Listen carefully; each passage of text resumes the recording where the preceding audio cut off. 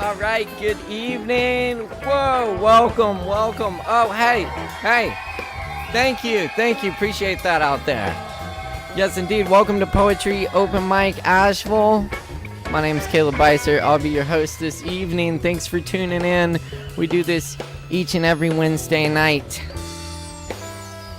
We're live on the Poetry Open Mic group and Facebook, and we're on the Sovereign Kava YouTube page. Shout out to Sovereign Kava, our sponsor, the Kava bar here in Asheville.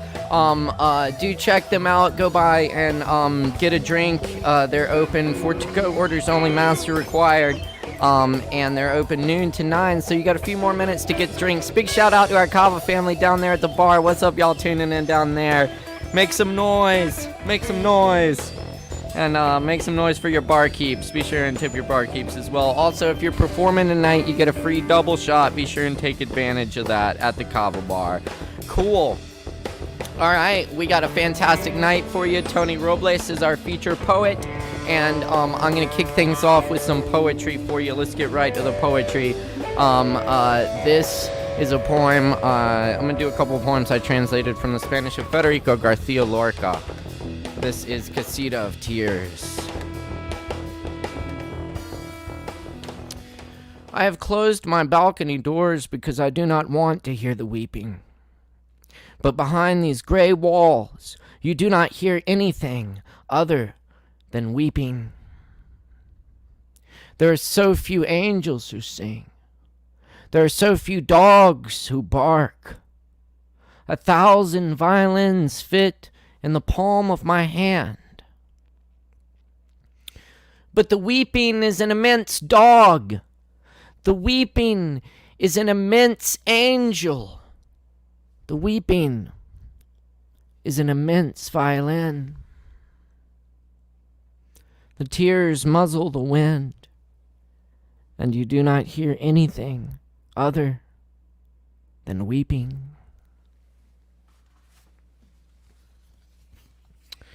This one comes from my book of translations from the Spanish, released by New Nave Press in 2013. This is called Village. On the bald mountain, a Calvary, clear water, and 100-year-old olive trees. Down the alleys, masked men, and on the towers, weather vanes spinning. Eternally spinning. Oh, lost village in Andalusia of weeping.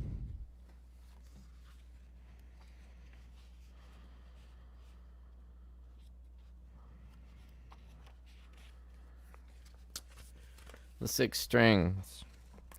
The guitar cries out to dreams. The sobs of lost souls escape from its round mouth. And like a tarantula, it weaves a great star to catch sighs, floating in their black cistern of wood.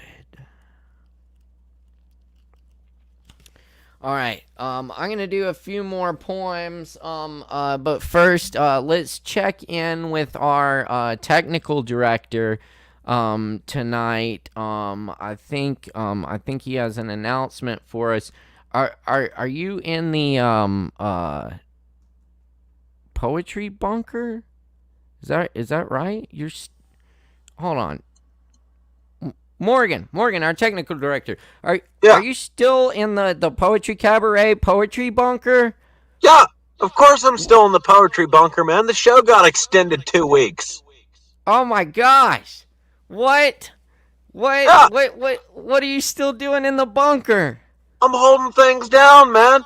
The show's available on demand for the next 2 weeks. Oh, well, hey, that's good news for everyone who missed our show. Yeah. We did a 2-night run at the Asheville Fringe Arts Festival last weekend or whenever that was. I don't know. It feels like last weekend. And we had a great run. But I keep hearing from people who didn't attend the show at the time that it was and are wondering if they can still see the show. So, well, it won't be live. We will be showing a rebroadcast of our night 2 of our show at the Asheville Fringe Festival. So, where can folks find that link and purchase a link to see the show? PoetryCabaret.com will take you straight to the ticketing page. Check out all the shows at AshevilleFringe.org. Bunch of them are going on demand. You got 2 more weeks to catch all the shows you missed. I can't get out of the Poetry Bunker till we sell some more tickets. Please, for the love of God, PoetryCabaret.com. All right. Well, February 14th is your last day. Until February 14th. Excellent. Oh my gosh. Well, y'all help Morgan, our technical director, out and see if we can get him out of the Poetry Bunker. I know it gets a little crazy in there, and he could probably use some air at this point. So let's let him out. Buy a ticket to see the Poetry Cabaret Isolated Edition Fringe show. Just follow that link, PoetryCabaret.com, and you can also check out other shows that have extended runs at the Asheville Fringe Festival website, ASHEViLLE.org. Is that right? I believe so. All right. Y'all check that out, and Morgan, stay strong in there, man. We really appreciate you, dude. Yeah, keep holding tight for us. Hold out, man. We're going to keep running this show till everyone sees it. Hell yeah. Y'all check it out, PoetryCabaret.com. Thanks a lot, Morgan. 14th. Until February 14th, from now until the 14th. Check it out. Thank you. Appreciate you, Morgan. Take care. I'm back at it, man. All right. Cheers. That is Morgan Beissert, our technical director. Thanks, Morgan. Give it up for Morgan. And, of course, you can check that show out there. Cool. We got some comments coming in. We really appreciate the live comments, so y'all keep the comments coming. We love to hear from you. All right, I'm going to do a few more poems, and then we got our feature poet coming at you here in just a minute, so y'all stay tuned. We're very excited for this reading. All right, cool. This is one of my pandemic poems. This is Everywhere. I look from my little hillside of earth. I can see the hospital where people are dying and recovering from the virus. Tonight is a quiet blue lake for a Friday. No cars, no helicopter slicing sky. No drunks scream from the street, but the screaming is unbearable.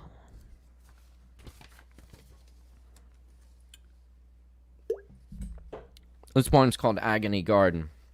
Breathe some fucking life in you. The doorbell rings. This time, Christopher raises up, drifts into the house where darkness eats its body in the hallways and bats sleep in the attic. He wonders if anyone hears water the way he does. The history it carries, washing away and remembering. Christopher cracks his back, moves his head side to side, brushes away the deep alcoholic madness, always gnawing at him, enough to please, enough to make him feel sick enough. There's a walled garden, delights of camellias and rose trellis, fountain singing from a stone koi, time darkened. He listens intently to the water sound, generations pouring, flashes of star and meteor, spirals of sunflower echoing.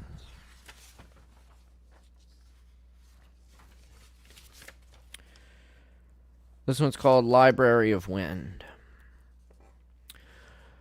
The walls here are made of poetry, and once you can read them, you'll see through the spaces between the words. Even full pages are mostly empty space. as the crystal vase is defined by its emptiness, which allows it to hold water and flowers, twisted sticks, or the unfilled air? Can a vase hold thoughts? Can it hold an idea like humility or grace? Can it hold emotion like surprise or love? Is a human body the same, made mostly of water?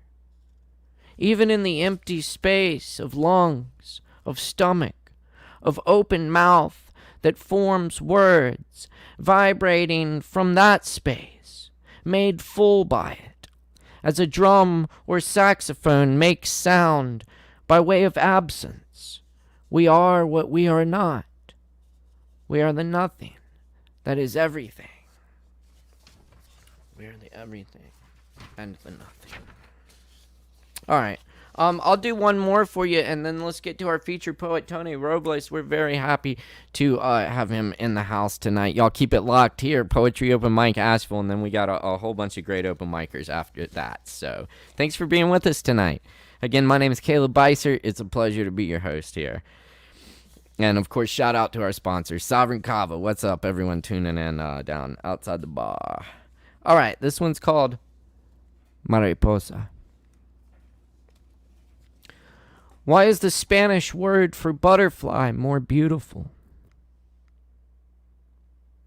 Perhaps because the sun in Spain shimmers as clovers in sea, and the milkweed grows in bunches in the pastures and along dirt roads. Perhaps because language shapes my tongue into an arrow. Other languages have words for what I can't say in this poem. Yet some are lost. Only through this arrangement do I begin to express anything close to wonder of the arid plains of Cordoba, or the cold beer and smell of cooked fish on the beaches at Malaga, or the old woman living in the hills above Granada, following its winding rivers, carrying orange blossoms like bridal veils, some happy party upstream from here. And the faint shouts of laughter, a flicker of firelight dashes across treetops. We must be so close to beauty.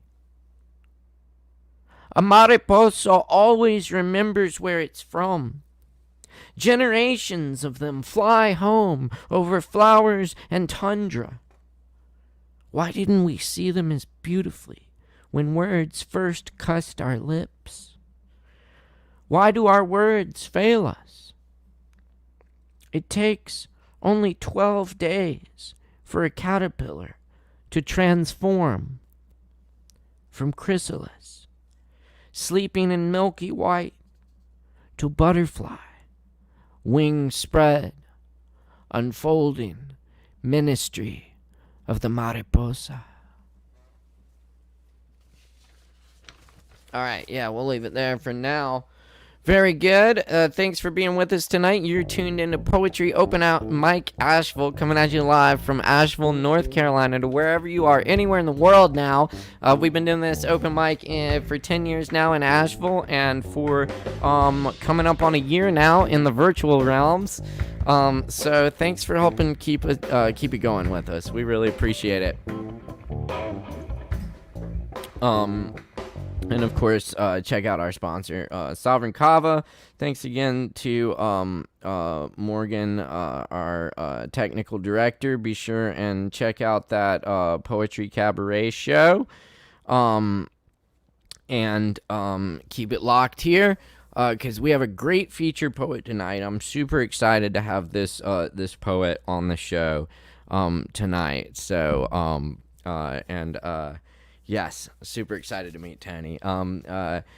Tony Robles. And he'll have to correct me if I'm mispronouncing that. I didn't get a chance to double check with him beforehand. But anyway, Tony Robles was born in San Francisco, California. Shout out to our San Francisco friends.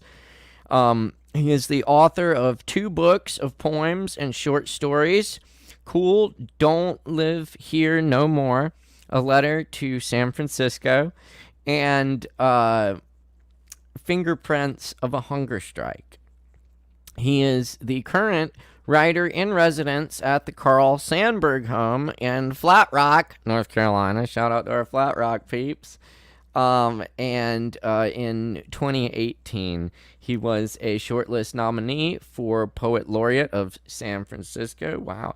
And he is currently an MFA candidate in creative writing at Vermont College of Fine Arts. I think we have some friends there too. Very good. And he was nominated for the Pushcart Prize in 2020 by Migozine, and is currently working on his first novel. Big stuff there. Well, I'm very excited to welcome Tony Robles tonight, and you know the drill. For our feature poets, you're gonna have to make a whole lot of noise wherever you are. If you're just sitting at home on the couch, or if you're in your car watching, or listening in public somewhere, maybe wearing a mask, or standing outside the Kava bar, wherever you are, I want you to scream and jump up and down and put your hands together and make a whole bunch of noise for Tony Robles. Y'all, give it up.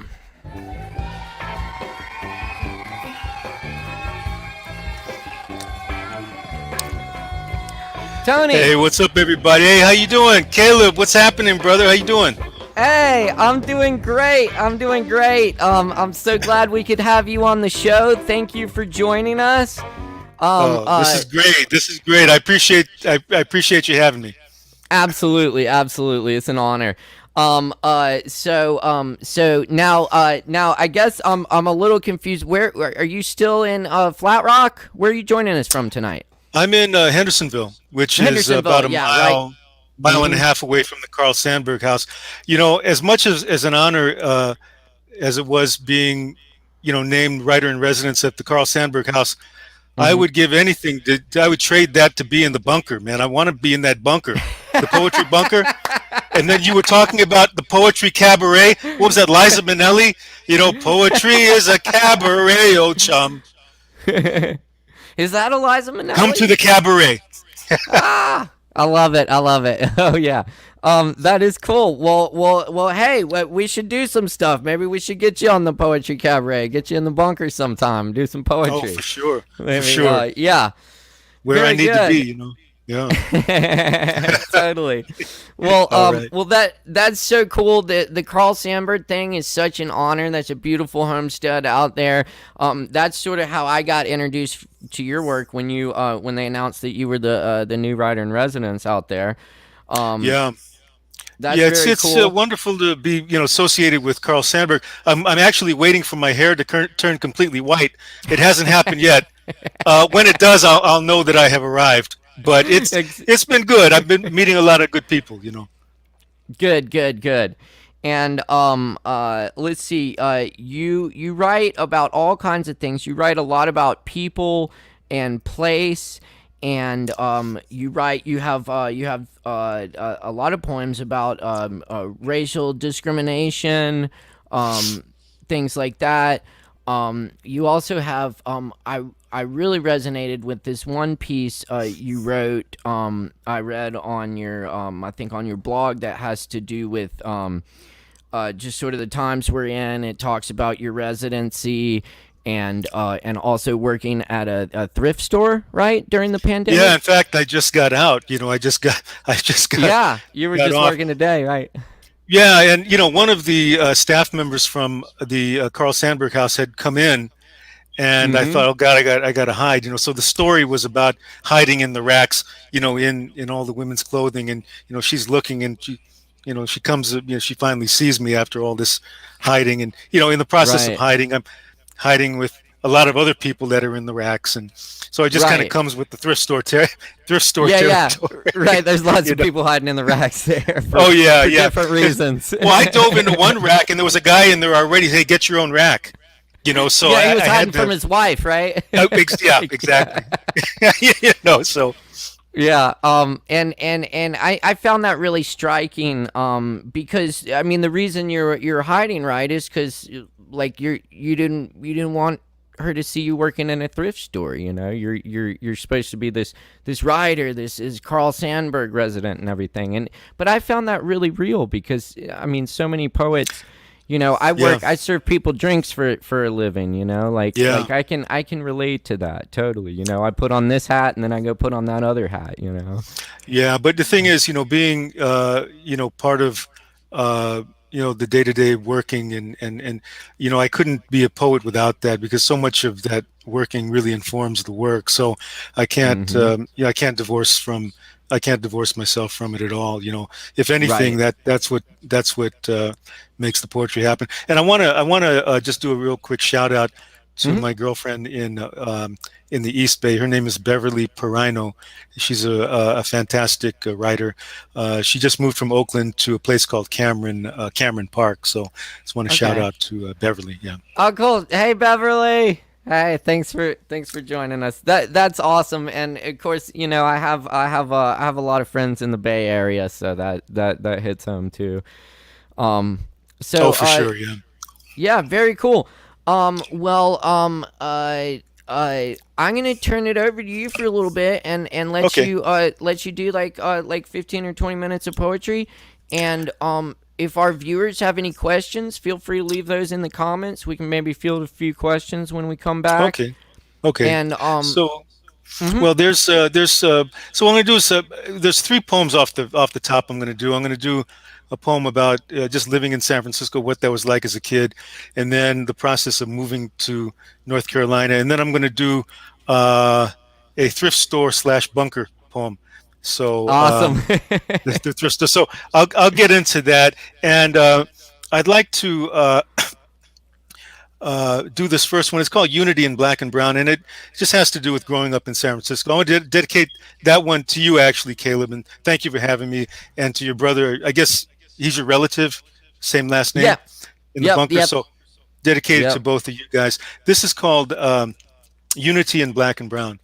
And it takes place in North Beach. North Beach is really famous for City Lights books, Ferlinghetti, Ah, and, of and, and all course. of that. Yes. Yeah, I love North So Beach. so Yeah. I kind of grew up there for a bit. So it's Oh, called that's cool. Unity in Black and Brown. In the projects of North Beach, there was cement and curved spaces and concave enclaves where shadows gathered and voices echoed laughter, bouncing in and out of blind spots as the sun hit at every imaginable angle. And swarms of dragonflies would descend from the sky. And I didn't know a dragonfly from a ladybug. And I saw them as flying spiders. And I was scared to walk out the door and into the swarm. But the sun hit me in the eyes. And there was Michael, who was 5 or 6 years older, who would say, "Hey, go steal that for me, or this for me." He lived next door, and a few doors down in the other direction was Eric, a white kid with stained t-shirts who would pull fire alarms and take off running. And the dragonflies turned into fireflies, and a Catholic priest would come in a station wagon from time to time, dropping off bags of donuts. And the nuns would smile at our black and brown and yellow and white powdered sugar covered faces. This was 1971. And I lived in that North Beach project with my grandmother and uncle, and I got away with way too much. And I walked to school real slow up a big hill. I was daydreaming uphill, not knowing the possibility of a downhill future. And as I was taking my sweet time going up that hill towards Sarah B. Cooper's school, I'd hear a loud honk. I'd look, and it was my grandfather in his copper-colored Buick. He wore dark shades and a heavy working man's jacket. In the passenger seat was his best friend, Chris, a black man and a Filipino man, both bus drivers, both drinking cups of black and brown coffee, both knowing what uphill and downhill meant. Grandpa would roll the window down and call out. He'd say, "Hey, boy, hurry your ass school before I whip your ass." And I hurried my ass up that hill while my grandpa and Chris watched from that Buick, looking into the future. So that's kind of what it was like growing up in North Beach. And let's see, in 2019, I moved from San Francisco to Hendersonville, and I was on a train. I was on an Amtrak train, and my girlfriend Beverly had packed a lot of snacks for me because I didn't want to eat the train food because, you know, it was all that processed food and everything. But anyway, it was an interesting ride. I got sick on the way. But this is a poem. I'll dedicate this to my girlfriend, Beverly. It's called Jerky Train. On a cross-country train ride, sucking recycled air, passing through places I only touched with my fingertips on a geography class map. I think of the natives of this land as I pass through acres and acres of corn, crossing several states of mind, of being. And in the midst of my deep reflection, a voice comes through in the coach car, a voice with an insistent pent-up energy of a hiccup. And the voice says, "Hey, my uncle owns a store. He makes jerky, every kind of jerky. Beef jerky, turkey jerky, elk jerky, moose jerky, salmon jerky, buffalo jerky, rattlesnake jerky, herky jerky, and vegan jerky that you would swear tasted like alligator or chicken." I looked at him and said, "What about Amtrak train jerky?" And I continued. I said, "This train shifts, rumbles, quivers, vibrates, and jerks." I went to take a piss and hit everything but the bowl, jerking left and right and up and down and to the side. I felt like a fireman putting out a 5-alarm fire. And then there was silence. Then the announcement over the PA. "Next stop, Denver Union Station." And the guy started talking again. He said, like I was saying, he makes elk jerky, beef jerky, moose jerky, turkey jerky, alligator jerky, any kind of jerky you can think of. And we pulled into Denver Station, and that jerk just wouldn't shut up. Okay, so that's kind of a goofy poem, but it was a very memorable ride from San Francisco, or from Oakland actually, or Emeryville to Hendersonville. Okay, as was mentioned a little bit earlier, I work in a secondhand place, or a thrift store.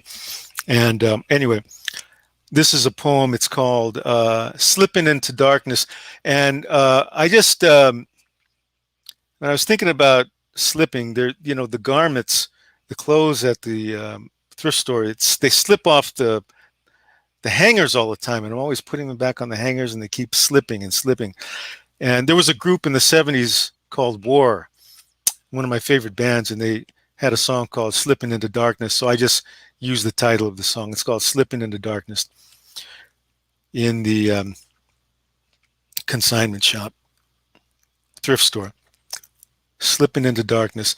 The garments hang suspended in rows, in regiments of season.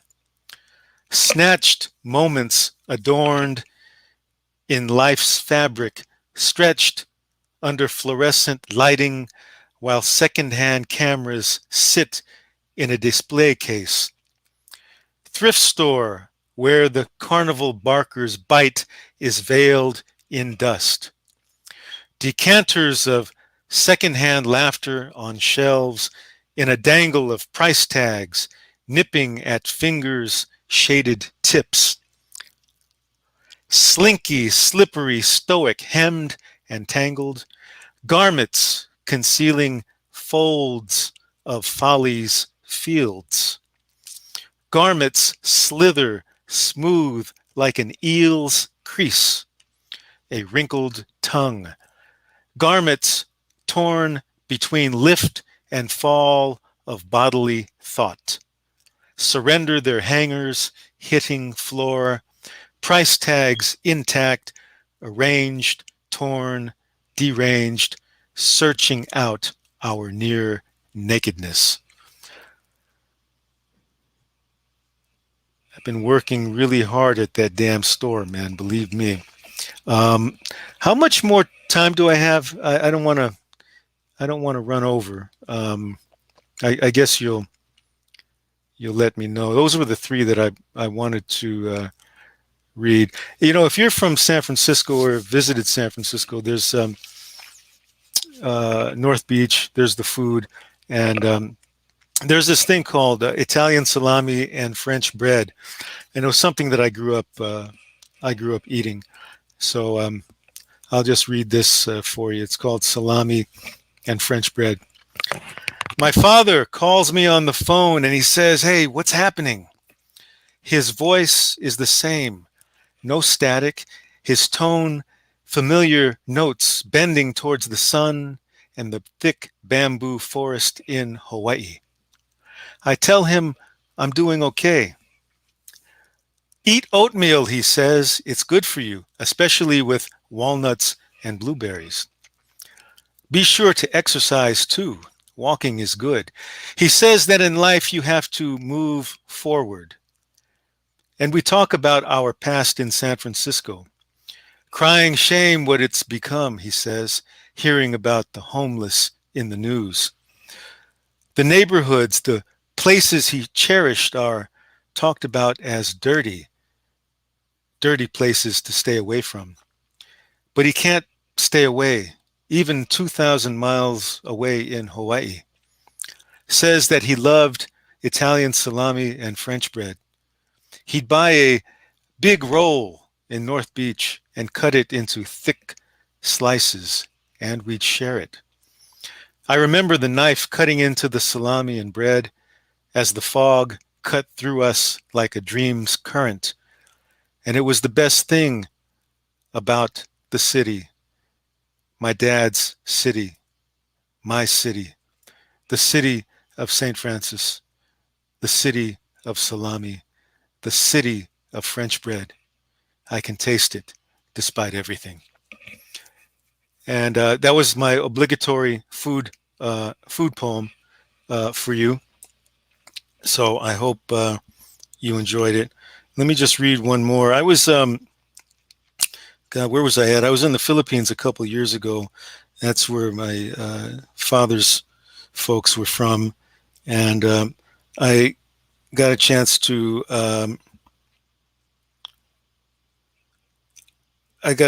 go there, and you know, it was really fantastic. Let me just see if I can find this poem.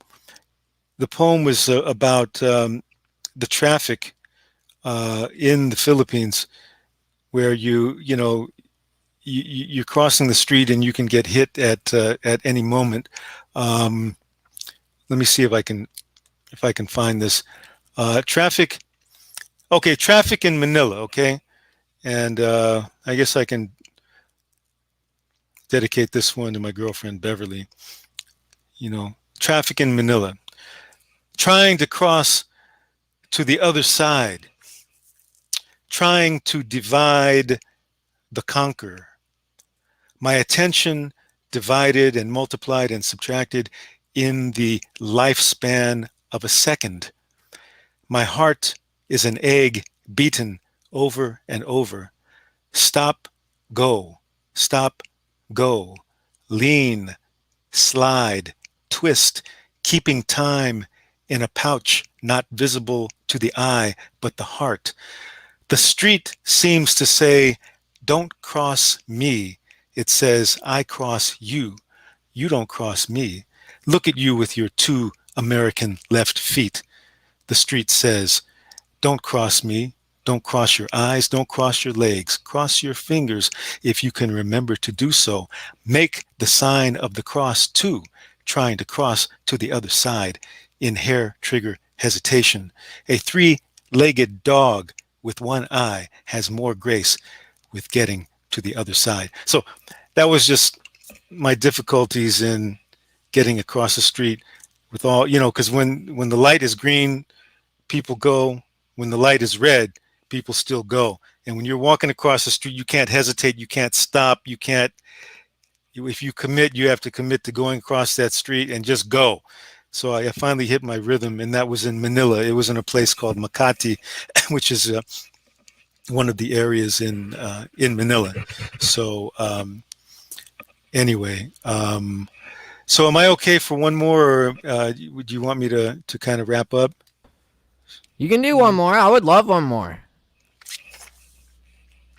Yeah. By all means, if you got one more, go for it. Yeah, let me see if I just have. Let me see. I have my computer here. See if I can just. Yeah. I'm loving it. You really do got to commit to crossing that street, huh? Oh yeah, I know. It's sounds daunting. Yeah. It was very different, trying to do that. But then, you really kind of hit your stride, Anyway, I want to thank you, Caleb, and also Morgan, and thank you to the Open Mic Asheville folks. Much love to all of you. And thank you for having me, and much love to people back in Cali, back in Frisco, if you happen to be watching. This is another poem about my father, and it sounds like, Caleb, it sounds like you're really into music. I don't know if you're into jazz, but this is a poem that I wrote for him. He was a real jazz aficionado, and this is called My Father's Music.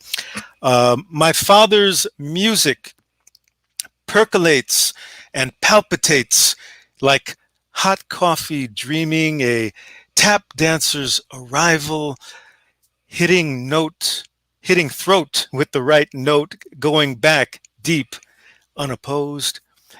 My father's music is caught in a kettle whose grease-endured screams and flame of gas stove decisions where curling irons bent notes and contemplated hooks, landing on the chin and announcing its verdict on a rippled canvas. My father's music is an empty cup of my favorite things where soup is made from pain and love is made from rain.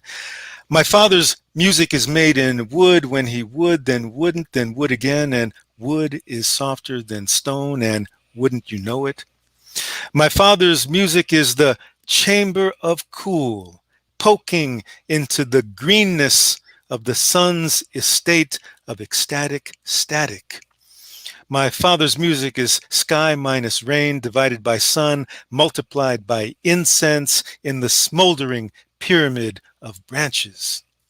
My father's music is the in-time pantomime of the heaven-hell debate whose defense rests on the 8th day.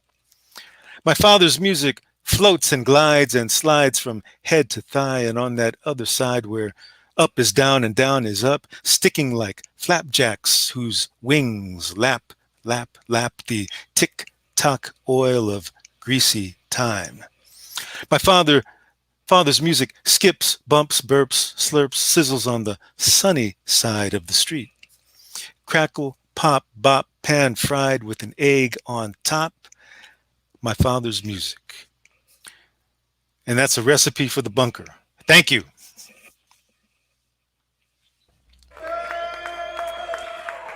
Right on, man. Yeah, very nice, Tony. Oh, I love that. Thank you. I do love music. I do love jazz. You know, John Coltrane's from North Carolina. Oh yeah, and also Nina Simone's from Tryon, which is right down the street from you. Yeah, exactly. Yeah, and father really loved John Coltrane, and Yeah, I can hear that in there. Yeah, for sure. Very cool. For sure. Thank you so much. I appreciate it. Thank you. Absolutely, man. I also got to say, man, you hang out in the coolest places, man. Hawaii, San Fran, Philippines, man. I love it. I love it. Yeah, my dad being down there, it's like, yeah, exactly. Yeah, it was way cool. Let's see. I think we actually had a couple questions for you. Let's see this. Well, that's a comment. Morgan says, I love your style, Tony. So many relatable themes intertwined with unfamiliar experiences. And we have a question from Janine. Two questions, actually. Who says, what's your writing process like? And how do you decide a poem is done/good? Well, that's interesting. Yeah, thank you, Janine, for asking that. Yeah. The writing process really, it's kind of where I'm an observer, and I'm kind of like a sponge. So I'm taking all these things in everyday life, in everyday situations. I'm really observant, and I'm seeing, poetry and kind of just kind of happen, in the course of life, in the course of living. What I do is, there's in poetry, there are those that will say, okay, there's a structure, there are sestinas, and then there's, there's sonnets and all those forms are very, they have their use, and a lot of people build their poems or around that. I don't let the structure dictate the poem. The poem actually, and I don't get in the way. I let the poem determine the structure. The poem lives and breathes the way it wants to, and I'm just there I'm there to facilitate that. I don't impose a structure on the poem, and I kind of write with my ears, and I'll write it and I'll read it out loud. And if it sounds right, it has the right sound.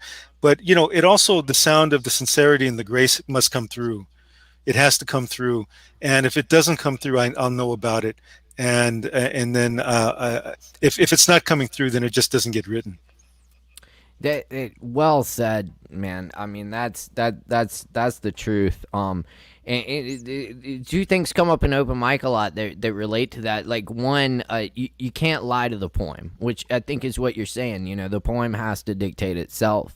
Yes. And also this reading aloud thing, the poem living in the air and not just on the page. And that's why I find open mics to be really great, and just readings in general, to be able to read those poems aloud. And I know I do open mic every week, so I'm here trying out new stuff all the time. And a lot of times I don't really know the poem till I read it out loud to other people.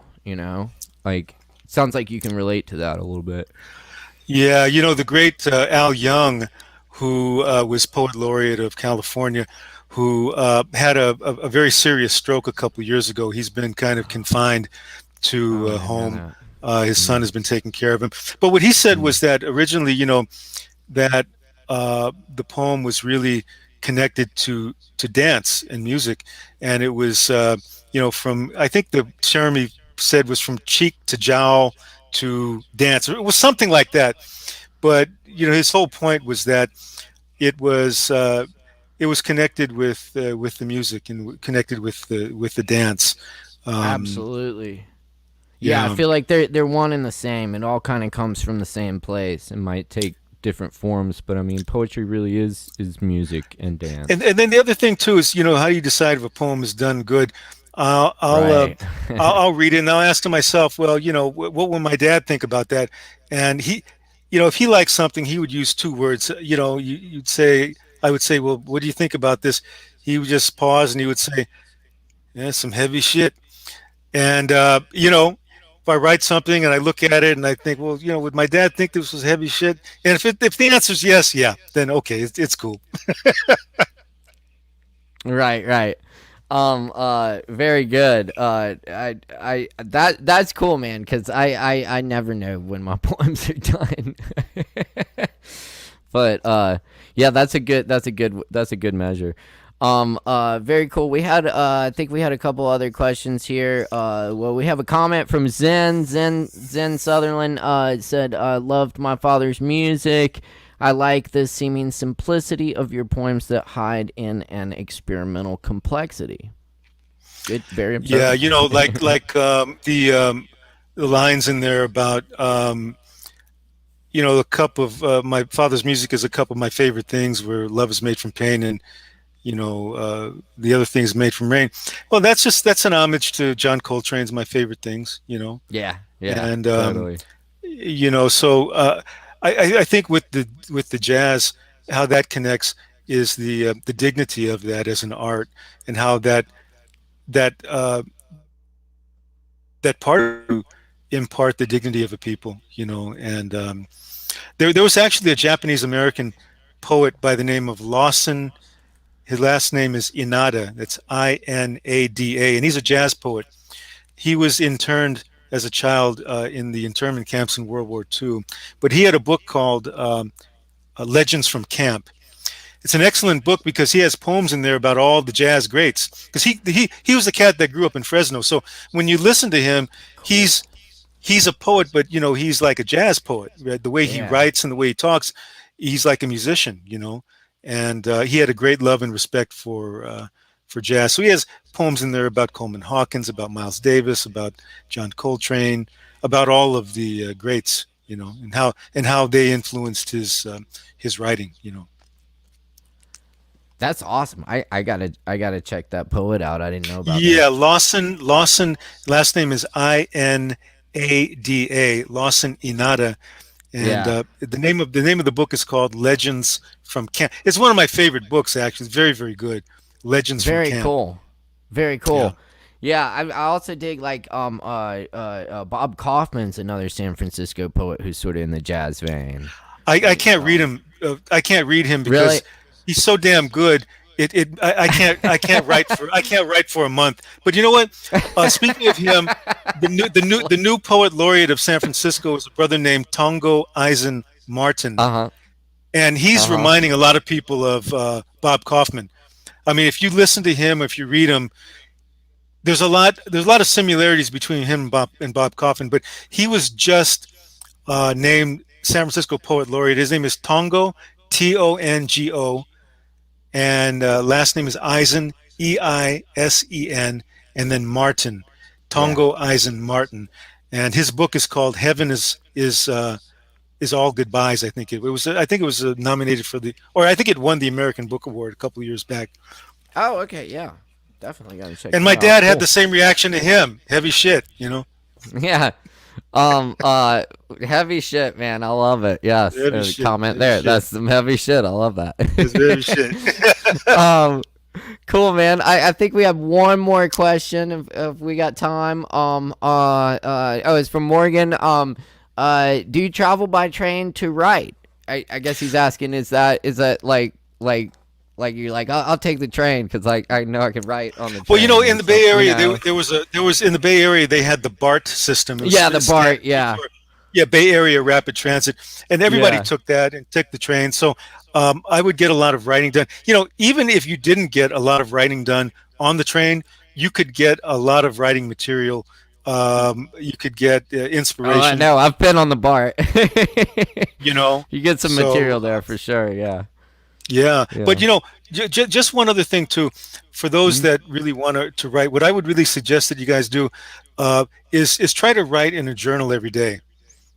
Try to do that every day. Try to take a half hour, and because what that'll do is that acts as a compost bed, you know, for your subconscious and stuff like that. And all of your ideas will kind of come together. So look at a journal as a compost bed. You know, when a compost bed, you have eggshells, coffee grinds, and all that stuff. And when all that stuff sits, it becomes very rich in nutrients, much in the same way as your creativity and your mind. Putting that stuff down, and plus it's good because it'll get you into the habit. It gets you into a discipline, you know, of a half hour a day. You know, in a journal. Putting that pen to paper, get the pen moving. I hear that. Well, and I also got to say, man, I I love just about anything jerky, even vegan jerky. I've had some good vegan jerky. Yeah. But I don't know about that Amtrak jerky.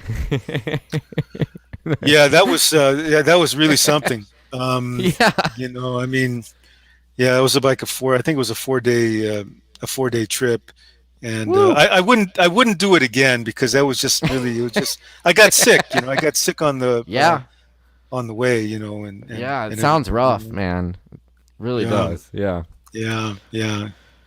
Well, cool. Yeah, appreciate the honest answers. That's really good stuff. We got a lot of great comments here from the viewers. Everyone loved it. Thank you. Absolutely, thank you. Before we go, another thing. And did I pronounce your name right? Oh, yes. Tony yes. Robles. Yeah, cool. Yeah, Okay, yeah. cool. And I should have also asked you. Where's the best place to check out your work? Is that your WordPress? Or? Well, let's see, TonyRobles.wordpress.com. And that's that's kind of like the thing that I got online. But I have books. If you just type in Tony Robles on Google. Cool. I've also written a couple of children's books that are bilingual in English and Tagalog that are based on my son, who's now, I guess, about 23 years old. That's so cool. So yeah. Very good. All right, well, everybody out there, check out Tony's work. He's got a lot of stuff out there. And Tony, thank you again so much for being here tonight. And I hope we cross paths again in the future, for sure. For sure, man. Thank you so much, man. It was really great connecting with you. And Absolutely. And again, thank you for and much love to folks that are out there, online checking it out. Totally. And shout out to Beverly. And hey, maybe next time we'll meet in the poetry bunker. That's the place to be. Yeah. All right, man. All right, thank you, Tony. Appreciate all right, brother, it. man. All right, take it easy. Okay. Thank you. Y'all give it up one more time for Tony Robles.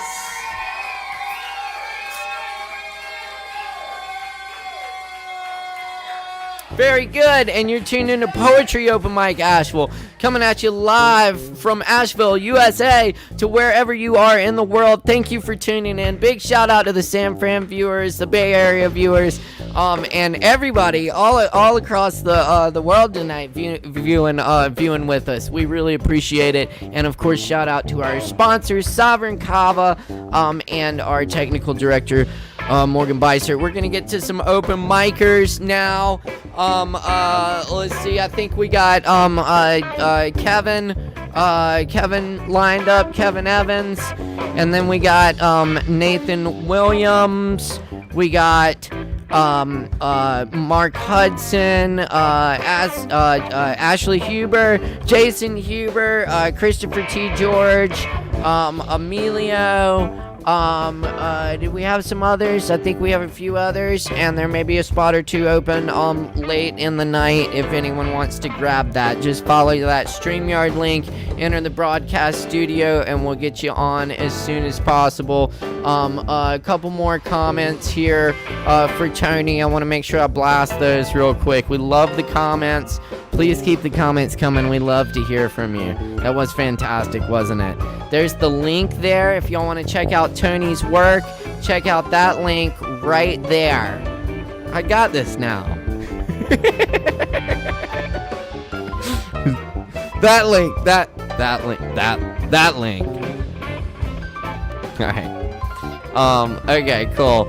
All right, I think we got Kevin Evans connected up next. Kevin Evans is a great poet here in Asheville. He's been doing with this open mic with us for ages. It's always good to have Kevin Evans in the house. He's also part of our Poetry Cabaret show, and I want to remind everyone again to check out that show. They have extended the show for until Valentine's Day. I think through Valentine's Day, so you can watch it on Valentine's Day with your sweetheart. It's it should be, I don't know, maybe watch it before Valentine's. Nah, it'll be fun on Valentine's Day for sure. But y'all check it out, poetrycabaret.com. Get your tickets, get a link. And while you're at it, put your hands together for Mr. Kevin Evans. Y'all give it up.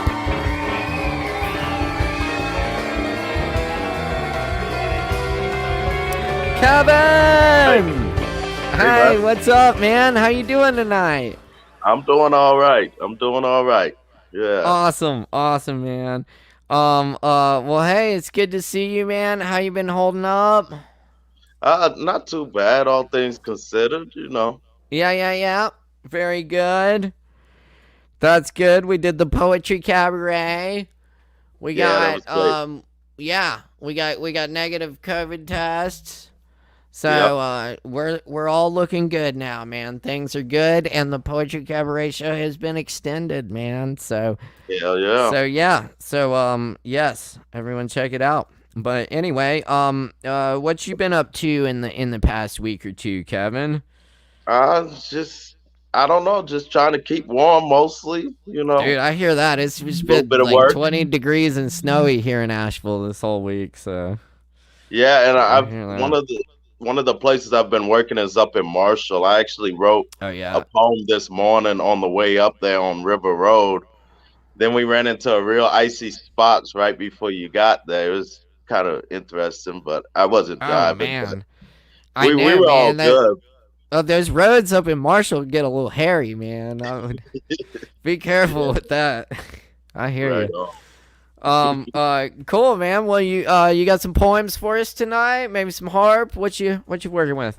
Yeah, we'll mix it up. Yeah, you Cool. you know, you never know what you're gonna get. I want people All to right. always never know what they're gonna get with me when it comes to my poetry. I respect that for sure. Well, Kevin, I'll just turn it over to you then, and we'll be surprised. Oh, Pleasantly word. surprised, I'm sure. Cheers, All man. right. Cool, everyone. Give it up one more time for Kevin Evans.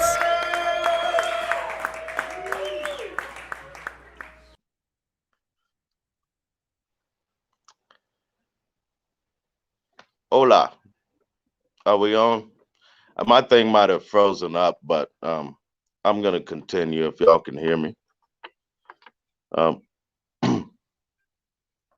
this poem was written January 18th, 2021. It's untitled. We couldn't stand it, stranded, standing abandoned, where the switches change the train tracks, where the dead end spins into good time from way back, treetop, treehouse memories murked into arson, embers humming, crumbling into the breeze, buttered up in thickest air of Mississippi in the summer, when everything grows atop all these fertile things dead, shaved and shed in the shed. And you can't discuss the private broken innocence before you were given permission. Vicious with them dishes, the cleaning, seasoning, impeccable. Impeccable glass and floor wax. Then the prettiest virgin was pregnant, and no one ever told what really happened. And then the baby and a memory disappear.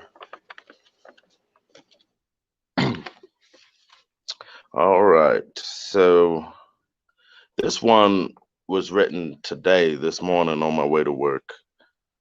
It's untitled. But I was looking at some of these abandoned buildings or dilapidated buildings and things like that.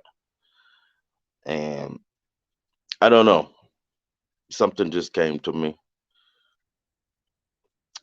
Cemeteries, corpses, caskets of buildings, urban and rural catacombs, manufactured kin of forest, rooted in rebarb, then protected in barbed wire jewelry gemmed and spinning into tightly threaded brick, brandished as success, accomplishment, accomplice to accolade, praised and preyed upon. One day, that belt eventually gets rusted as it bulges in its middle ages, aging ancient and yet still fresh as vernal, virile vegetation. All right. So this one was written July 5th, 2011. And it is untitled as well. Without the benefits of the sin, I'd done it again, again. Brandished family jewels in blindfolded stupor, serenaded with phantom syringe into manic delirium. And Lucifer's gift is looser. But I am not devil or Satan worshipper, nor Satin, nor palace mansion. No dancing dreamers can dampen this steamer. I think you know where your toes follow. Give a holler when you get your life back again. To father a lady or gentleman blended better than your original sin.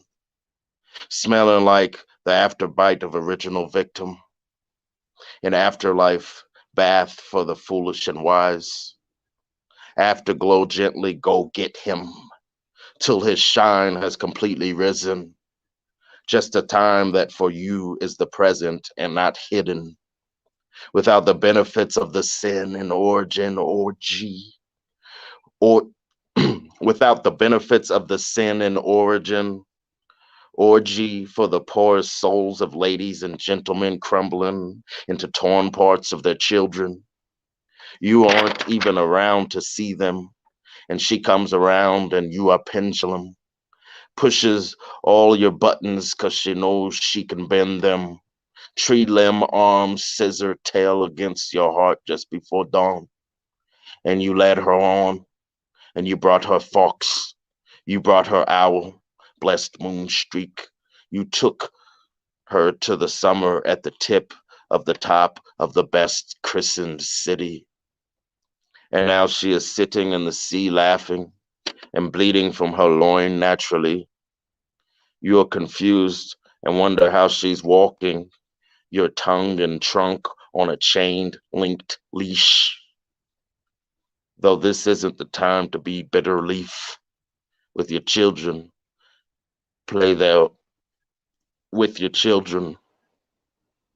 Play their whole life long from the hills to the beach. And let them play those keys. And let them sing. I might have a couple more here. This one's called Snow Angel Boomerang Moon. It was written March 15th, 2020. You keep haunting me when it gets darkest. Thank you, angel, richest witch of the starlight. I may have missed your warm, lonely call last night. In a ring I can't pronounce, let alone quantify. My glass never empty, with those starlit eyes floating in the ice. A dolphin and a mermaid made a baby in the bottom of the ocean in a bed of green hay. Hello, springtime is fighting to bring us all back to life. We just look, sniff, and kiss through the windows, mist. The scattering outside high and low tides, mic'd by flowers and bees, and the trees forever whispering, even when no longer glowing in their foundations, grounded roots. Have you received enough feathers for your new seat? We love that you still believe the life is more than a cheap thief. And I'll try to read this last one that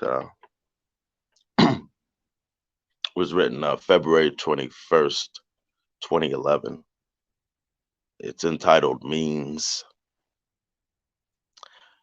All of these seemingly simple complications seem to be fucking up occasionally the conversation. We don't need to be what we are already, tattooing what is already printed in blood, guessing. I took her to the church, but I did not go. until they came for me in the paddy wagon out of an old sweet Virginia. If we all hurt, then I'm sure we got plenty. I strolled and strobed with my midnight flashlight on through the book of Job, and I know that I'm not the only one. I am the show me some, the sunny soapy one. The smiley frowning swan comes to my side, but it's not dawn. It's the middle of the night. I'm half gone. In doubts, I wonder if my love loves anybody right. Am I trapped satellite, his own prized and faltered device? I think I had already did this twice, the last 3 times. Cry open and wide, while you laugh on the slide. And it's shaking, gently trembling, kissing, gritting teeth slipping. All of these seemingly simple complications. And you say, none of it means a thing. I'll try a little blues harp here, and then I'll get on out of here.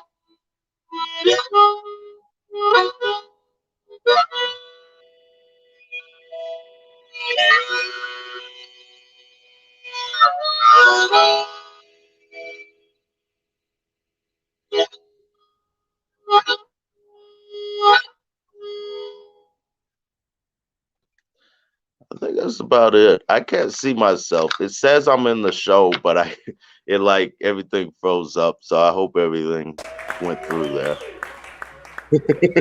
Oh, it went through loud and clear, man. We heard it. Yeah. Thank you, Kevin. I'm Good glad y'all stuff. can hear because I can't see you right now, but I'm glad everything else worked out. So cool. Oh yeah, totally. Man, it worked out great on my end. That's good. So that's the important part. But that's what thank matters, you. that it translated. Exactly.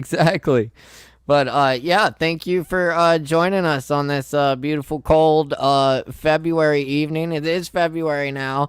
The light is returning to our world. We're halfway to the equinox, and halfway.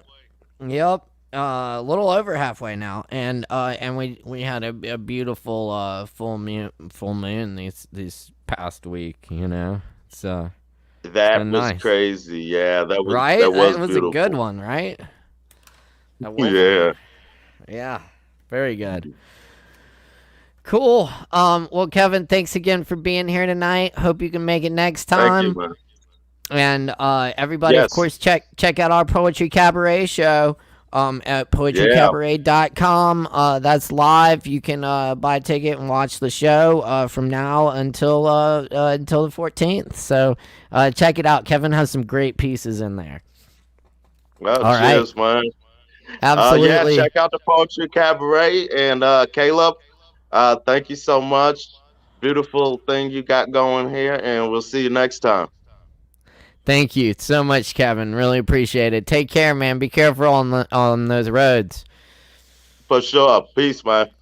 Peace, Kevin. Y'all give it up for Kevin.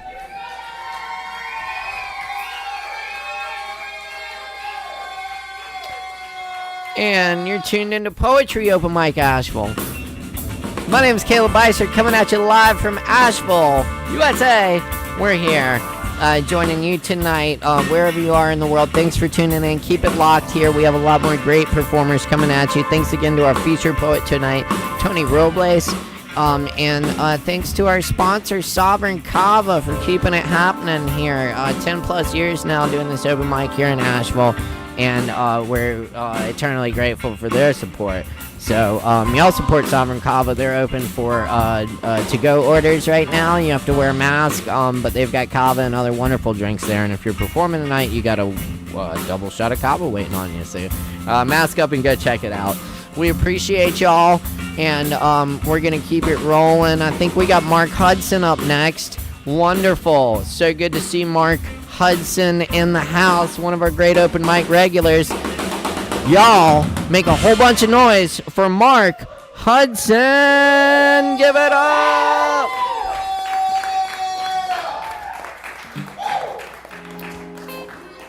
Mark. What's up, man? How's it going tonight? It's pretty good, man. I still have a lot of crazy energy from that crazy moon. Oh, I know, right? It was orange. When it was like low in the sky. I don't know. I saw it coming up the other night, and it looked really cool. And then it's been huge. Yeah, it's been beautiful with the snow and the moon reflecting on the snow. Shit. Mountains. It's like hold on. We gotta stop. We're about to write a poem here, man. Let me paint this picture. All sorts of inspiring. Yeah, totally. Cool, man. Mark does many things. Awesome poetry, all great readings of all kinds. What are you working with tonight, Mark? I have a variety, so I think we're gonna see most of it. I got some haikus, I got some palindromes, got some originals, I got a monologue, and I'll probably finish it off with a sonnet or two. All right, yes. Put that cherry on top with the sonnets. I love it. All right, cool. Cool. Excellent. Well, I'll turn it over to you, Mark. Thank you. But everyone out there, make a whole shit ton of noise for Mark Hudson. Give it up.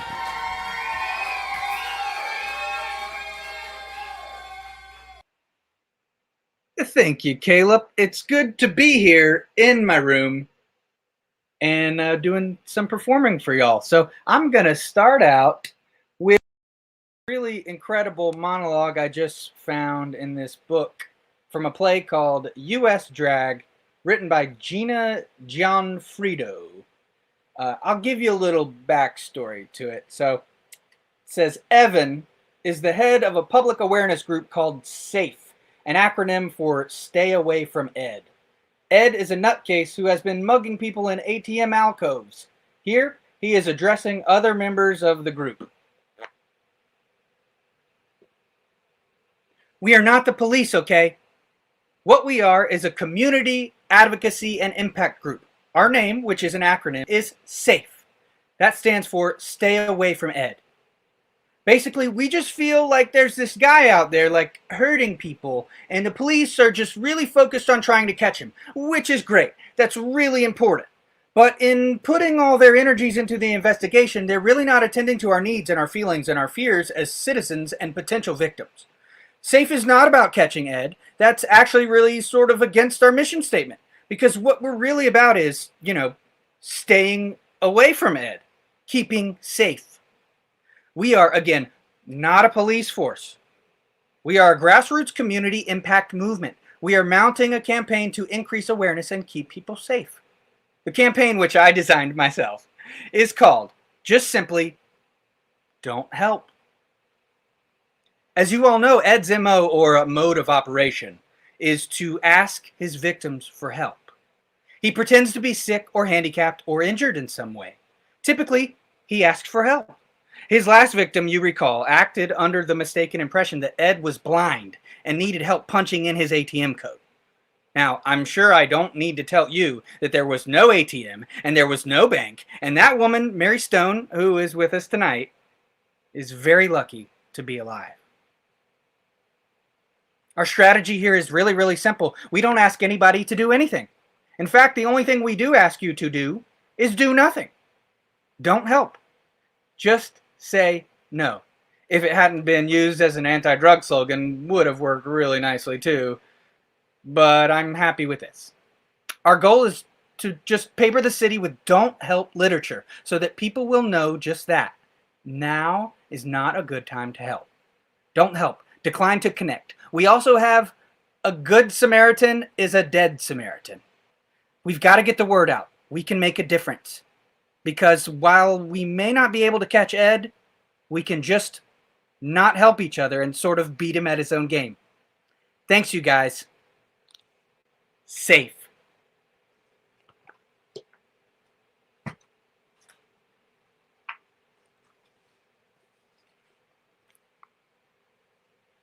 Alrighty.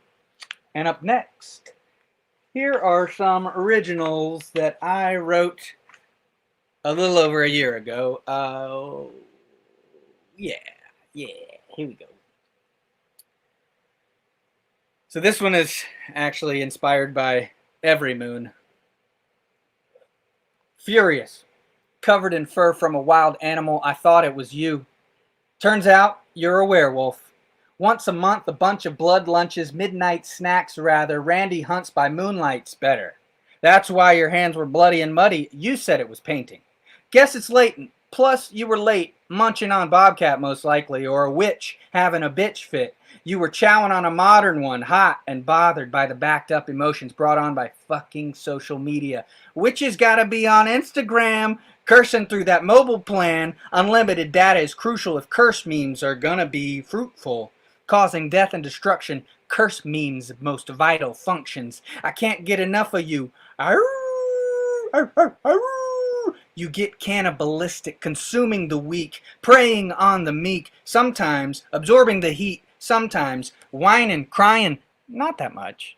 Only when it's justified, fucking up your rides, fucking up your pride. You definitely have an ego that you need to set aside sometimes. God, I love that wolf in you.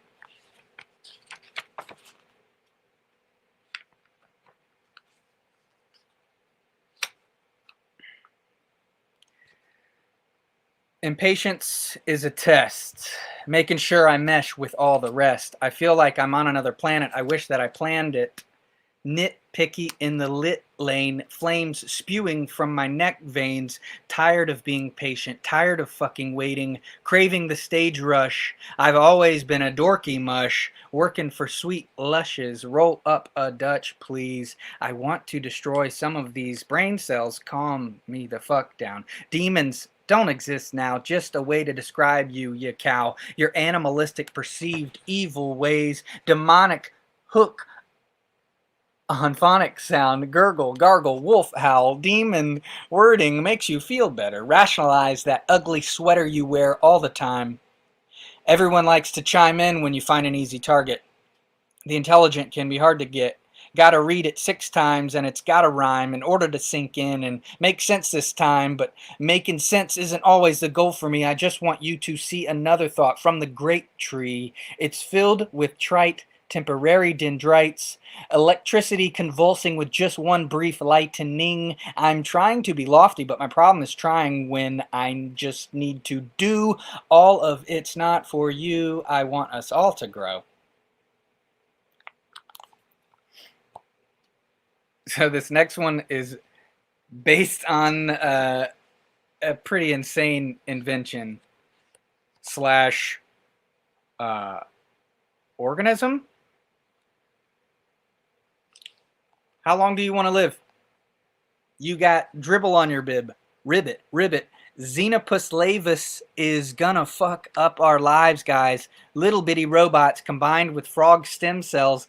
These things are gonna halt heaven or hell. These places don't exist. They are propaganda mental lifts. But the xenobots are real. They motherfucking have been invented. A new kind of life form. Itty bitty cyborgs that can heal, surviving without a meal. They can walk and swim. They can be put into him or her. Clean plaque out of your arteries. Can treat hard to find disease. The xenobots are real. Skynet is about to take over. DARPA has their hands deep inside of this. Rover, Cloverfield paradox, Xenobots are the future. The motherfucking now. They will solve our problems or take it to the brow and destroy us. Pow, pow, pow, pow. Fuck it all up, Legion style. Think about it and be wary. DARPA's got a hand in this. The man is in this. I hope he wants peace. Potentially we can live faster, better, longer, stronger, and not be deceased. This shit is bananas.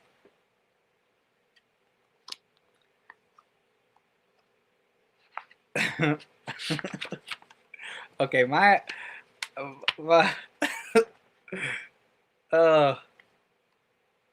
here's some haikus in character. C is for carrot. They have carrot cake cookie. Oreo is nuts. C is for crafty. C is creativity. C is for cookie. I think there were 8 syllables there accidentally. C is for classic. C is for chocolate chip. C, crafty, classic.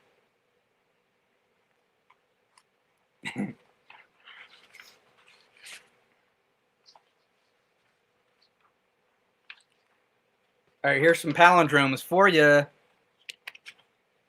Rat, pool, elbow, wobble, loop, star. Doom loop 1. Now, tool mood. Did I say these don't make sense? Because they don't. Mood pool, emit, time, loop, doom. We pat leg gel, tap. Ew. Knit, live TNT, evil tink. Red rum, yum, moy, murder. Nuts, banana peels, sleep, Anna, nabs, ton. Kit Kat trap, part, tack, tick. And dab senile floor, rule felines bad.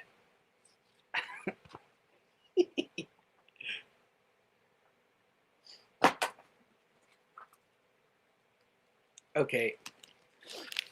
And well, shit. I'll do one more character and then a sonnet. Oh yeah.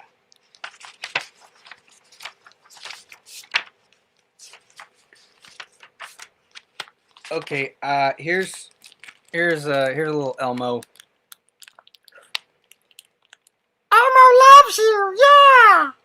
Today is brought to you by the letter F, yeah!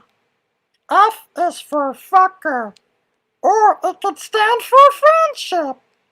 Fucker or friendship. Friends can be fuckers. They could be motherfuckers. Good friends admit it. Okay. And we'll do a random one. Here's a random sonnet. Here we go, random. We'll do this one. Okay, it's 132. I'm guessing it's a C, 3 X's, and 2 I's. Yeah, I think that's 132. Okay. Ooh, it's a love one. Thine eyes I love, and they is pitying me, knowing thy heart torments me with disdain. Have put on black and loving mourners be, looking with pretty ruth upon my pain.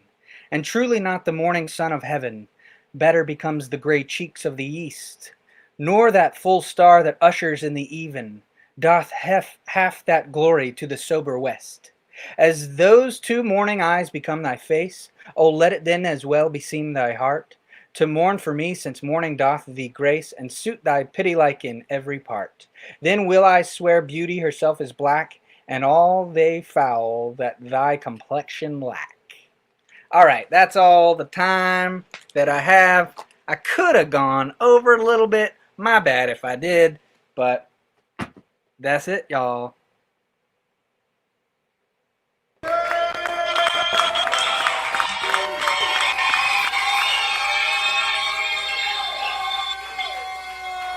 Awesome, Mark. Very good. Very good stuff. We pat leg, gel tap you. You.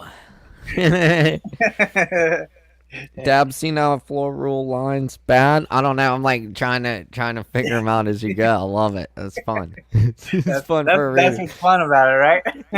Yeah, I know. For everyone keeping score at home, You can always keep throw keeping score. a boob or a noon in the middle. Of course.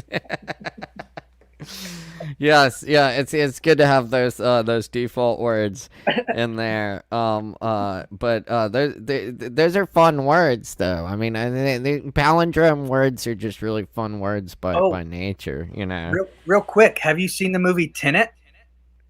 No. That's a palindrome, and that movie Tenet. is very much. It's very much mind blowing like that. Like you got to check it out. It is. Oh, okay. Great. So yeah, the whole thing's kind of like a palindrome. Very cool. That's cool. Tenet. There's those ones, and then also the fun ones are the ones that you don't think are palindromes, right? Like race car. And stuff. Yeah. And the ones that you can split the words up. That's when it becomes a little bit more advanced. Right. well, man, hats off to you, Mark. That's really cool stuff. Thanks for having me, man. Absolutely, man. I hope you can make it back next time. It's always good seeing you here. You as well, my friend. Have a good night. Indeed. Y'all give it up one more time for Mr. Mark Hudson.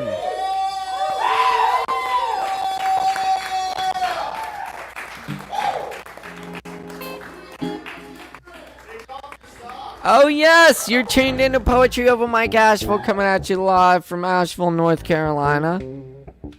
Sorry for the audio issues there. We're working on it.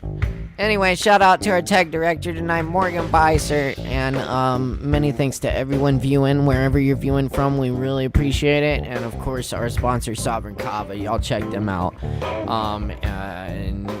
We're going to keep moving here. Of course, thanks again to our feature poet, Tony Robles. And you can check him out on Google. Just Google Tony. He's also got a WordPress that's really awesome. So check him out. Thanks again to Mark. Thanks to all the performers. Up next after Mark, awesome, we have Ashley Huber and then Jason Huber. We got Hubers in the house. I love that. And of course Christopher T. George. We got Nathan Williams joining us tonight. We're super excited about that. Lee Stockdale, Zen Sutherland, Justin and Emilio. So anyway, y'all check it out. If you are trying to get connected, there's some space in here now. Just follow that StreamYard link and get connected so we know you're ready to go. We can jump to you. Of course, if we have technical issues or anything, we'll bump to the next person on the list, so be ready. You never know. But I know we got Ashley Huber up next. It's great to see her in the virtual house, and it's great to hear from her last week, and I look forward to more tonight. Let's see if we can get her connected. Y'all gonna have to make a whole bunch of noise, though. Give it up for Ashley Huber!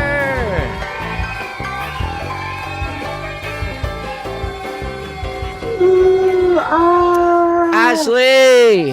Hey! All that screaming, I can't hear anything. Well, it's all for you. They're making all this noise for you. No, that is actual recorded applause from our in-person open.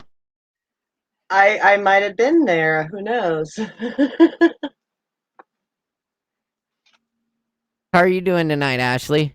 I'm good. I'm still chuckling at the Elmo impression. So I know. Mark a does real that friend so didn't well. miss it. Yes. Yeah, he does a really great meat wad too. I bet. Yeah. Well, I don't have anything nearly as funny, but I will. That's quite all right. Entertained. Yeah. I actually did a short story this time. Oh, cool. So very cool. Poetry. So I'm trying my hand at something different.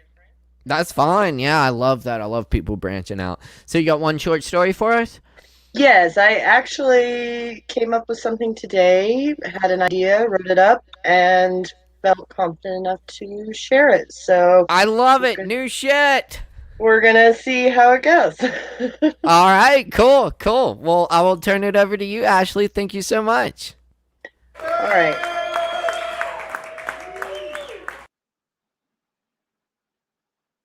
As this is new, it has no title, but this is a short story by me, one of the Hubers. Bang! Who's in there? They heard a mad cackle of laughter from the other side of the door. Bang! Parker hadn't realized the silver serving platter had slipped from her fingers and slammed onto the floor. It had also taken a moment to realize what her body was doing. All at the same time, hot and cold, she felt as if she was a phone on vibrate and a domino about to be pushed over. Even with all this, she stood uncomfortably erect, breathing like bubble gum was blocking her esophagus. And just when she thought she could finally scream, she heard a familiar whisper. You're safe. I'm here. You're here. This is nowhere but safe. The voice was Danny, her brother. She exhaled. She had always been grateful for her brother, but right now she was grateful for that voice. Just remember, Danny declared as he picked up the platter off the floor, the only thing you really need to be scared of tonight is Aunt Rachel's meatballs. Or feetballs. He walked away laughing. Parker laughed too. Though meatballs were terrifying, Parker worried that was not really the scariest thing to be worried about. She'd been dreading this party for weeks, maybe more. The kind of dread that leaves your palms sweaty and your mouth dry. In the past, the 4th of July was her favorite holiday, and this party was the night she anticipated most. The grilled foods, the side dishes parading around as salads, and the plethora of desserts. Parker loved summer desserts. She also loved fireworks, but that was before. Danny, a Marine, said it was normal. You notice that's only something that's said when you need to adapt yourself to a new normal. This was definitely a new normal. Parker's folks didn't understand. Why would they? It's not like they had ever been through anything like that. They were raised on farms, had a graduating class of 20, and went straight into the workforce. And it wasn't like they hadn't tried, but it was two different worlds. And Parker wasn't really sure anyone truly understood until about a week ago when Danny showed up with a sign and stuck it in the front yard. Parker was curious, so she went out to see what it was. Be kind. Combat veteran lives here. Are you serious? Parker asked Danny. She had always seen signs like that in other yards, but never hers. There's no shame in the PTSD game, Danny said, half joking. No shame. What did that even mean, though? Everywhere Parker looked, she saw people who hated her, and they hadn't even met her. There were people who had made assumptions and opinions about her, and all she ever done was what she was supposed to, what she was told to, and what she could do to survive. And they hated her. She came out of all of this, feeling more like an enemy, like she had a target on her back that would never leave. And she didn't when she went in. So no matter how much her folks and friends tried to get her excited about tonight, she just didn't really feel up to it. And those feelings didn't matter once the guests started showing up. The noise level went from a low television sound to a large roar. Danny kept near Parker for the beginning of the night, but as people trickled in, including his friends, it became harder. With barely any room to move, Parker was struggling with her newfound claustrophobia. She was dealing with her newfound everything. She hated it. Parker was starting to think she actually hated everything. An uncle came up behind her and clamped his hands down hard on her shoulders. "Hey, champ," he yelled over the chatter. "How's it going? Okay?" Was it okay for Parker to scream terrible, horrible? Could she have an outburst? Throw the pistachio salad across the room and proclaim that no, in fact, it was not going okay? "It's okay, Uncle Stan," Parker exhaled with defeat. Uncle Stan shook Parker and then grabbed his beer from the table. "Well, okay." He turned to walk away and popped open his beer. Pop! Parker's exhale was abruptly followed by a sharp inhale, trying to gasp for air. The inhale came. The air did not. She couldn't help it. Again, hot and cold. Her eyes felt fuzzy with sleep, but she was wide awake, and her vision became yellow. "What was that?" Tom asked as he threw another ball of paper at Parker. "I don't know. It sounded like a fire or something," Parker answered, batting the paper away. "I know firecrackers. That's no firecracker." Parker started to remember her surroundings. She was at a party. She was safe, right? She didn't feel safe. She didn't feel normal. As many times as she told herself she was here, and to open her eyes, she was met with resistance and then realization. She was there, and her eyes were open. Bang! Tom and Parker were huddled with the other students in the corner as they heard the loud shouts, shots, running of sneakers, and the falling of people. Parker could see their science teacher still holding the door open, trying to get the last of the kids from the hall into the room. Parker wanted to scream, "Shut the stupid door!" She could hear the bangs getting louder. She could hear the falling getting louder. Bang! Bang!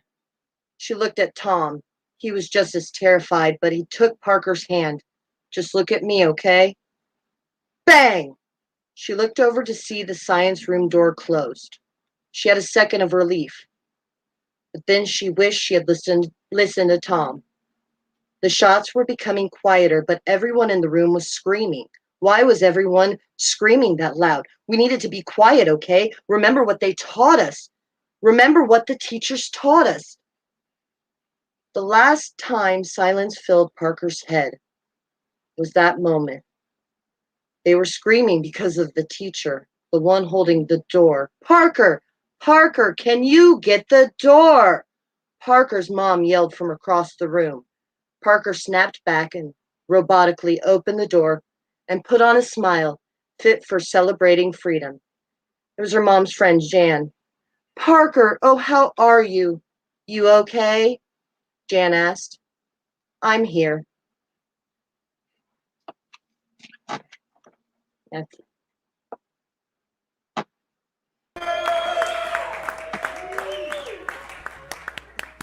Awesome, Ashley. Wow, cool. You wrote that today?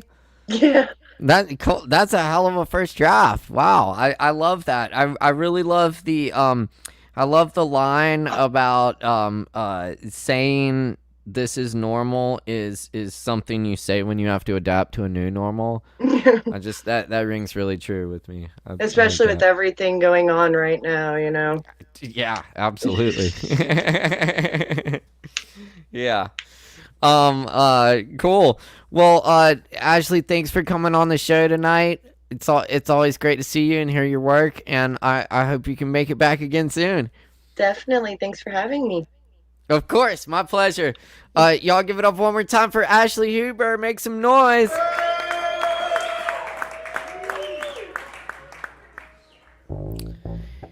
And you're tuned into Poetry Open Mic Asheville, coming at you live from Asheville, North Carolina. My name's Caleb Beissert. It's always a pleasure to be your host here on Wednesday nights. When we have a couple other comments there for Ashley, I want to make sure I blast the comments. Thank you for the comments, by the way. Keep the comments coming. We appreciate the likes, comments, and shares. And yeah, keep riding with us here each and every Wednesday night, 8:30. We have a great feature poet and an open mic for you. Shout out again to our feature poet tonight, Tony Robles, Morgan Beissert, our technical director, and Sovereign Kava, our sponsor. And if you perform tonight, you got a free double shot waiting on you at the bar. Just be sure and wear a mask. And Sovereign Kava appreciates the support. Of course, we appreciate your support here at the open mic. Thank you so much. We got another Huber in the house. Jason Huber's here with us tonight. I love the Hubers. And cool. Let's see if we can link in Jason while I got some battery left. All right. What's up with this audio? Is that just me or y'all hear that? Okay. Well, make some garbled noise for Jason Huber. Give it up.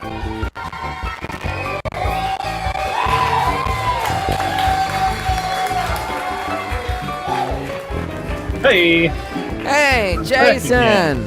Hey, I'm so glad you're back again. It's good to see you. I have to say, the Hubers love you as well, Caleb. Truly, madly people. Yeah. Absolutely. Yes. Me and the Hubers go way back. It's a good bunch there. Cool. And I definitely look forward to getting together with all of y'all again. Once things are better. Frost. Yes, Soon. definitely. Soon. Yes. Indeed. And I also wanted to say, dude, I've really I keep thinking about that piece you read last week, and I think that is really one of the hallmarks of any great literary work is that your thoughts keep returning to it. Well, thank you. So yeah, I just want to tell you again how much I love that. You know, that means a lot. Tell you after a week, it still holds up. You know, which is I don't know. It's I'm trying to give a compliment here. No, I really appreciate it. That's awesome. Yeah. Cool. Well, what you working with tonight? You got more fiction, so to speak. I mean, yeah, it is fiction because it's I mean, all fiction's like based on rooted in truth. Fiction. Yeah. Right? Yeah, totally. And there's plenty to draw from right now. Yeah. So much to draw from. Actually, I thought I'd try my hand at poetry. Yeah. Ashley and I are going right. to switch off week to week, right? Next Yeah, week she'll cool. do poetry. I'll go back to fiction. I'm digging it. A bit of dance at some point in time, I'm sure. Yeah. I can hold you to that. Yes. Right. I'm up for it. Hell yeah. All right. Well, cool, man. I will turn it over to you for some poetry then. All right. Yeah. Thank you again, Jason. Y'all give it up for Jason Huber. Make some noise.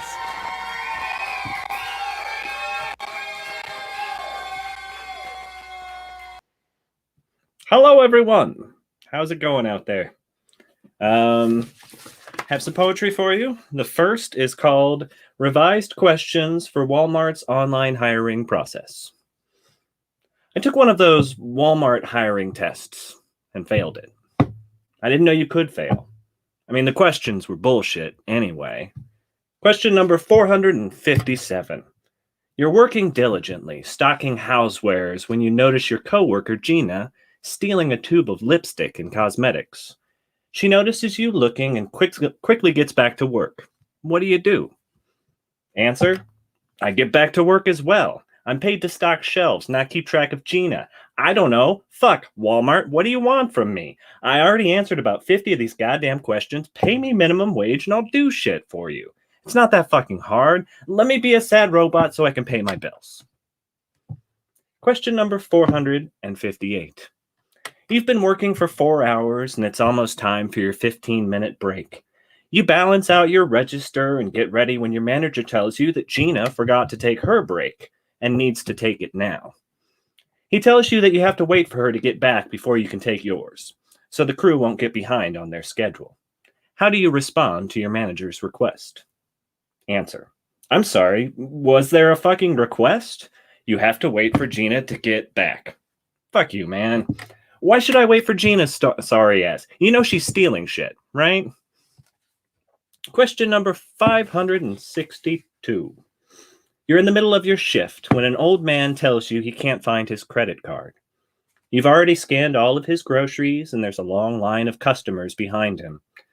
On noticing the line, the man tells you that he's afraid to die, and he worries that moments like this are what he'll see when his life flashes before his eyes. Do you, A, proceed to have an existential crisis in the middle of your shift? B, tell the old man that we all have to die someday, and no one will care 100 years from now? C, immediately fall to your knees and pray to God that he might spare you from the mundanity of contemporary existence? Or D, offer to hold the old man's groceries at customer service until he finds his card? Like I said, bullshit. This next one's called Important Information Enclosed. Dear Sir, we regret to inform you that our staff saw fit to shake the dew from the bushes in your yard. Often they come by and hide in the roses here. We will keep you safe. It is with great sadness that we killed the birds nesting there, but necessity demanded it. 2 by 2 they nest, foragers feeding their young, the taxpayers suffer. We would be remiss if we didn't inform you that we lost a number of our worms in the struggle. Better to lie still when you've been struck by lightning, insurance reasons. In these unfortunate times, it's crucial to remember that public safety is our utmost regard. Once they fluttered by and built homes in our treetops, burdened society. We appreciate your cooperation and understanding during this important process. Good men aid progress. Against the avian threat for God and country, enclosed with this letter, you'll find a bill for services rendered. Best regards, they. And now for something a little bit different. This one's called Natural Disorder. I'm hungry, love. She sits idly by and offers nuts and bolts from her purse. I'm tired, love. Clothing strips away and she lay at my feet. I'm angry, and she threatens to soothe me. Holding the date trees she'd sprouted from her breasts, I'm sad as she takes the foamed fear from my lips and spreads it. We sat there for hours, the frothy brine sweetened by dates. We inhaled the dates between the two of us and called it love.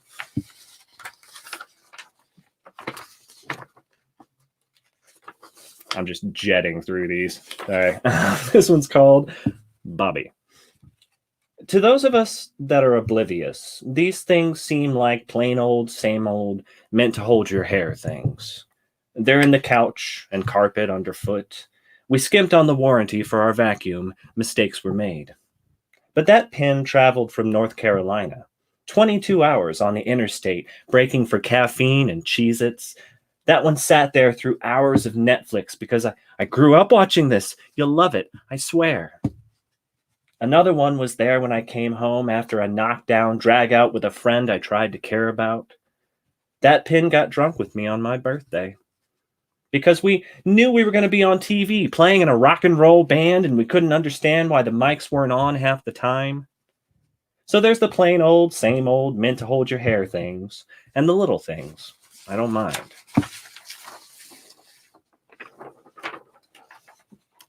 This one's called We Live Here. Yes, we live here in the warmth of our bodies and these eyes tracing lines to your mouth which called for a closed door. Unbuttoned, wanting more of the vivid and the curved and the sweet.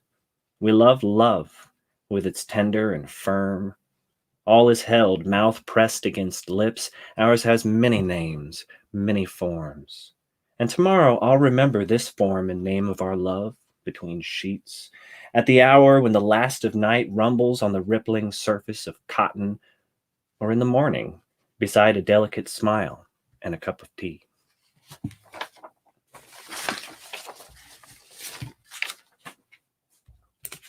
All right. Well, I reckon I will read one more, he says, picking through all the stuff he has on his desk right now. Let's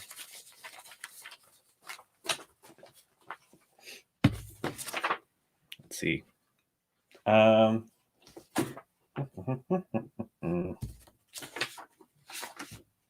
This one's called Gray Hair. An octogenarian bloom sits cradling a jar labeled roadkill birds. This was one among many, an odd assortment of dead animals in her freezer. She's taking them to the university. She's setting fires in the sink. Her computer screen lights a profile. Leaves from the purple wandering Jew grow prodigiously from her ears. Vines spiral, anxious to find the sunlight. They're choked with the ashes of fathers and mothers. Some plants produce oxygen, others don't. Living is like riding a bike. Sometimes living doesn't suffice. 2 wheels won't carry her far when she's on her third wind. There's also a puppy in the freezer, along with half a mole rat. And I dug 2 holes by the compost pile, tore through the roots of a tree and back. If we bury them, dying will come as naturally as lost lovers. In pots of dirt and fish emulsion sits the ashes of each love. In pairs she sets the potted paramour, hoping to grow something meaningful. She plants a bit of herself in each one. A tooth, a lock of hair. Disorders carry a hint of wisdom. She's wanting for ears to graft thoughts. If she can speak loud enough, somebody's bound to hear. She checks her watch and marks down the time, marks down what she's doing in her log. Everything's in her log, including me, sitting with specimens. And that's all I have. Thank you guys oh so much. You're wonderful and I love you.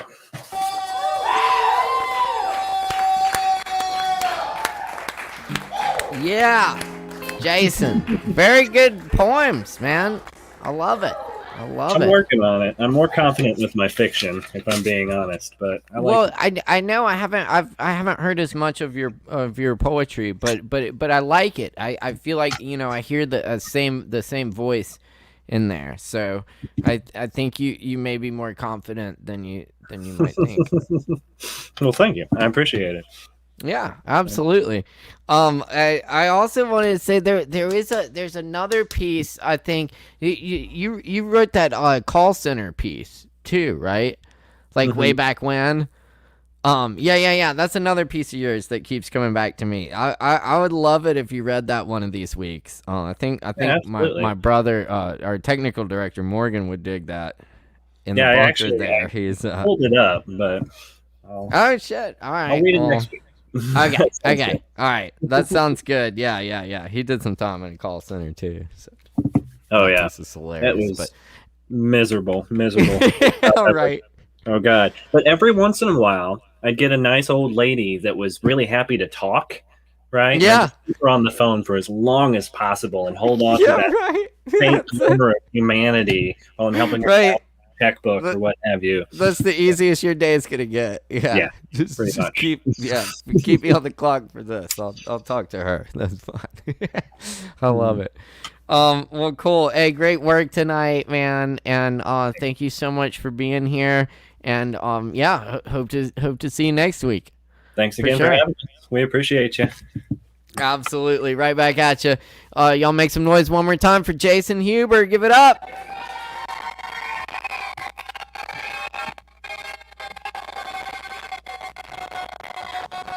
Oh, wow. All right.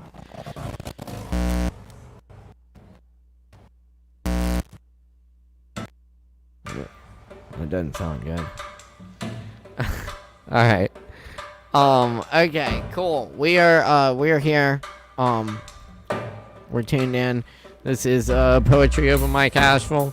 Coming at you live from Asheville, North Carolina. My name is Caleb Beissert. It's great to be your host. And our next contestant here is Christopher T. George, who is joining us all the way from Delaware tonight, originally from Liverpool, and tuning in from Delaware. Let me see if I can get him connected. Y'all gotta make some noise there. Give it up for Christopher T. George.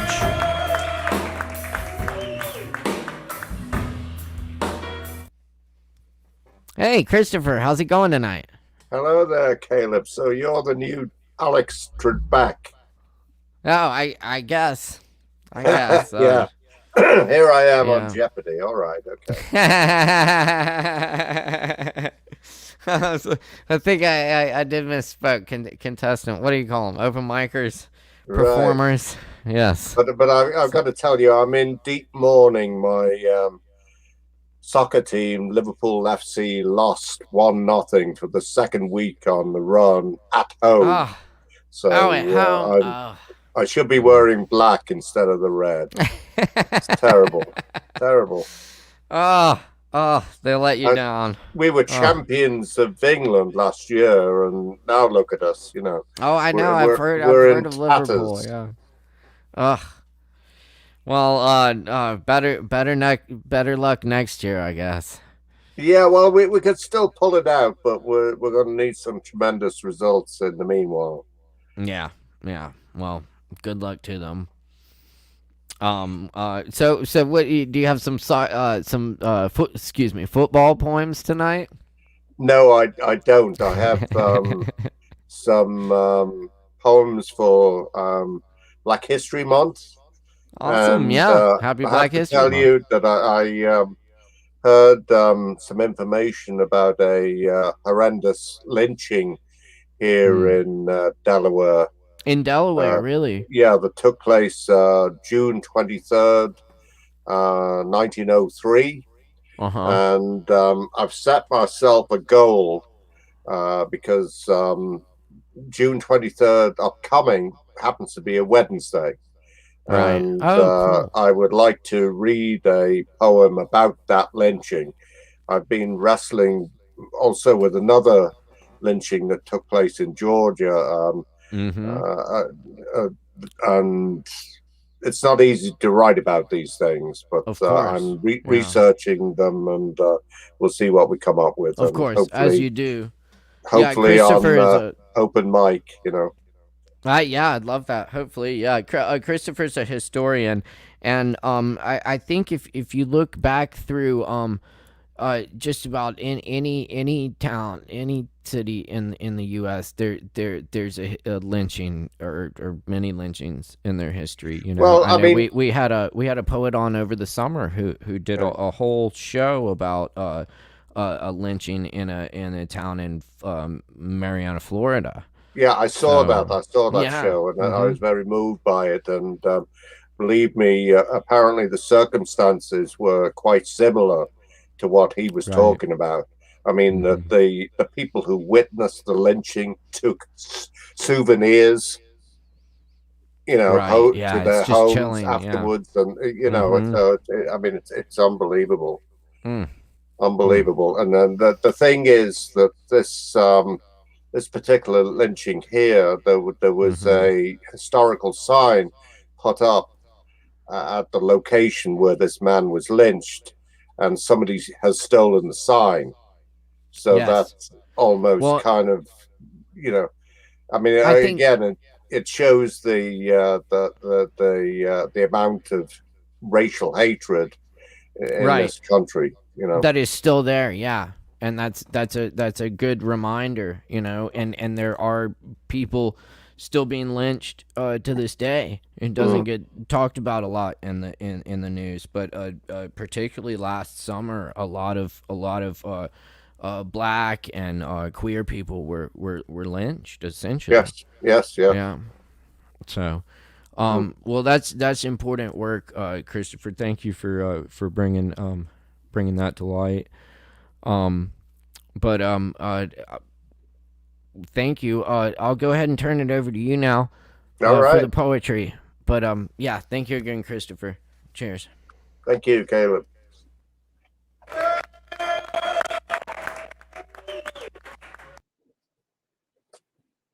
Going to begin with a poem by Rita Dove, and then lead off with some of my own. Borderline Mambo. As if the lid stayed put on the marmalade. As if you could get the last sip of champagne. As if we weren't all dying. As if we all weren't going to die sometime. As if we knew for certain when or how. As if the baseball scores made sense to the toddler. as if the dance steps mattered, or there's a point where they don't. For instance, wheelchair, heart flutter, oxygen bottle mounted on the back of the septuagenarian's back, the state ballroom competitions. That's Manny, still pumping the mambo with his delicious slip of an instructor. Hip hip hooray. Mambo, for instance, if done right, gives you a chance to rest. 1 beat in 4. 1 chance in 4. 1 chance in 10. 100. As if we could understand what that means. Hooray. Keep pumping. As if you could keep the lid on a secret once the symptoms start to make sense. A second instance. A respite. A third. Always that hope. If we could scrape that last little bit out, if only it wouldn't bottom out before they can decode the message sent to the cells. Of course it matters, even though, because we live in mystery. For instance, duty, love, honor, as if we didn't like secrets. Point where it hurts. Of course, we'll tell. And this one is written, one of my own, in the voice of a slave. Sissy's missing. I ain't able to read the ad the deacon ran in the colored Tennessean, that I's looking for any information to find my wife, Sissy, who got sold down the river. But Sissy and me never had time to say goodbye. I was pulling cotton balls when the man done come took Sissy away to where I do not know. My cries of protest earned me 60 lashes, but the man says we don't feel the loss. I thought maybe it was God's judgment for me hitting Sissy those few times. Deacon told me it's not the Lord's doing, but sometimes I don't know what I does when the drink's in me. Sissy's missing, and I'm feeling like an empty barn under the good Lord's starry sky. Annapolis Harbor at Christmas. This was written for a friend of mine who used to come to get cancer treatments at the National Institutes of Health in Washington. To Barbara. To find the time after your appointment at the clinic and my work day, after we fight traffic in drenching Maryland rain, to make it late to my evening lecture, the spaghetti supper, we find time as snow sifts down, time for you and time for me. The snow melts in the dock's dark waters, and on the bronze statue of Alex Haley, as he reads to the bronze children to tell them how Kunta Kinte landed here all those generations ago as a slave aboard the slave ship. And you want badly to see the ocean, Bob. This isn't the sea, just an arm of the Chesapeake Bay. Yet I feel we're walking barefoot on a beach in sand dunes among the scraggy grass at the ocean in Maryland, in Africa. And I'm going to finish with this one. It's called Ebb Tide and can be found on my website, poetry website, chrisgeorge.netpublish.net. Begins with a quote from Walt Whitman's Crossing Brooklyn Ferry. Flow on, river, flow with the flood tide, and ebb with the ebb tide.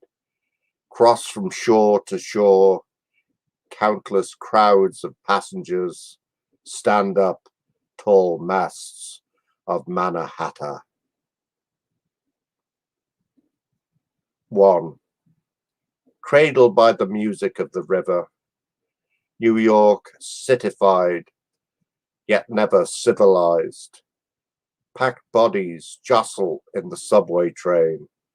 The lights of the tunnel hypnotize me as they flash past.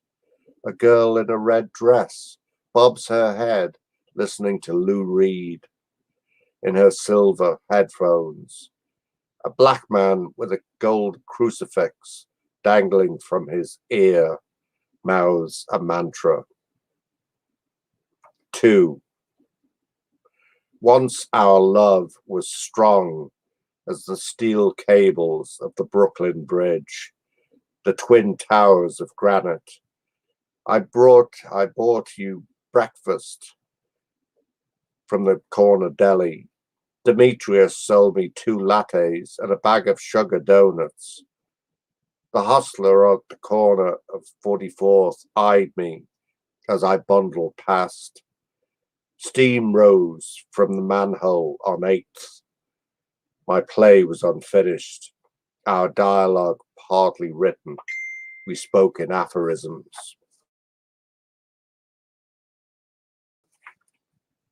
We lunched with the ginger-haired producer at the plaza, who had eyes only for you, as we discussed my play. He wore classical cameos as cufflinks, fingernails polished and long.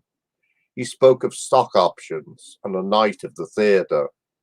We drank our martinis, and I thought of silver bullets, powdered monkshood, to mix it in his portobello mushrooms.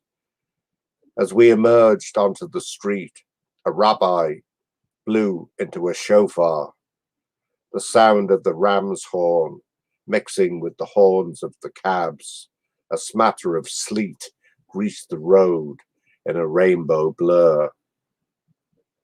4. It was, as you predicted, an awesome theatre. We met the actors in their dressing rooms, odor of grease paint and hairspray, a lipstick smudged Kleenex reflected in a mirror. I felt your warm touch through your purple gloves. I knew the dialogue needed rewriting. The city's lights glimmered in the East River cables of the bridge. We felt snow on our cheeks on the penthouse balcony. We kissed and drank hot cocoa, watching a police helicopter. Turning from me, you said, I'm going to take a shower to make myself beautiful like diced onions.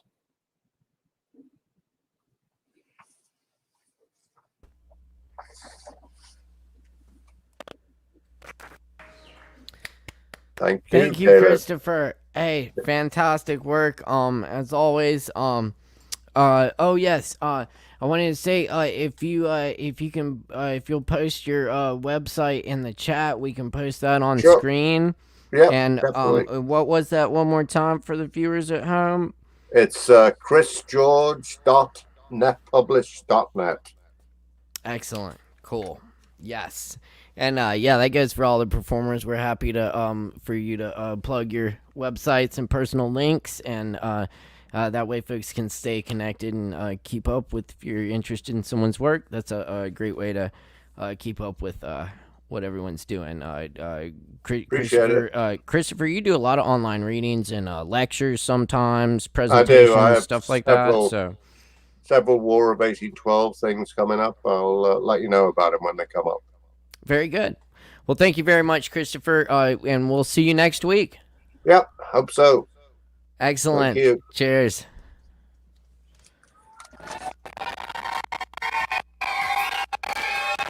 All right. Christopher T. George there, joining us from Delaware tonight. Thank you, Christopher, and thank you, everyone, for your comments. We really appreciate all the comments. Y'all keep the comments coming. And there is Christopher's website. If anyone wants to check out Christopher's work, you can find it there. And of course, yes, some comments here for Christopher. And do keep those comments coming. We really, we like to hear from you. So, yeah, keep them coming. There's that link. All right. Very good. Cool. Well, you're tuned into Poetry Open Mic Asheville. Keep it locked here. We got a few more performers for you tonight. Also, if you are performing tonight, make sure to follow that StreamYard link, enter the broadcast studio, enter your name, all that good stuff, and we'll get you connected here and get you on air. As always, you know, it's a big, long open mic. That's how the in-person one is, too. You know, we go, it's an endurance thing for, and we see who's still there at the end. But if you're still there at the end, I read a few poems to close out the night. So stay tuned. Up next, wait, we have a few more comments here for Christopher, I think. We do want to make sure we get the comments. Thank you for the comments. Why, thank you. Yes, we're keeping it cozy in here. It's 20 degrees in Asheville. Fahrenheit. Oh, Fahrenheit. Yes, cool. All right, very good. We have Nathan Williams joining us next. Fantastic. Wonderful. Always good to see folks on the mic here, and we're more than happy to welcome them. So everybody out there, make a whole bunch of noise for Nathan Williams. Give it up.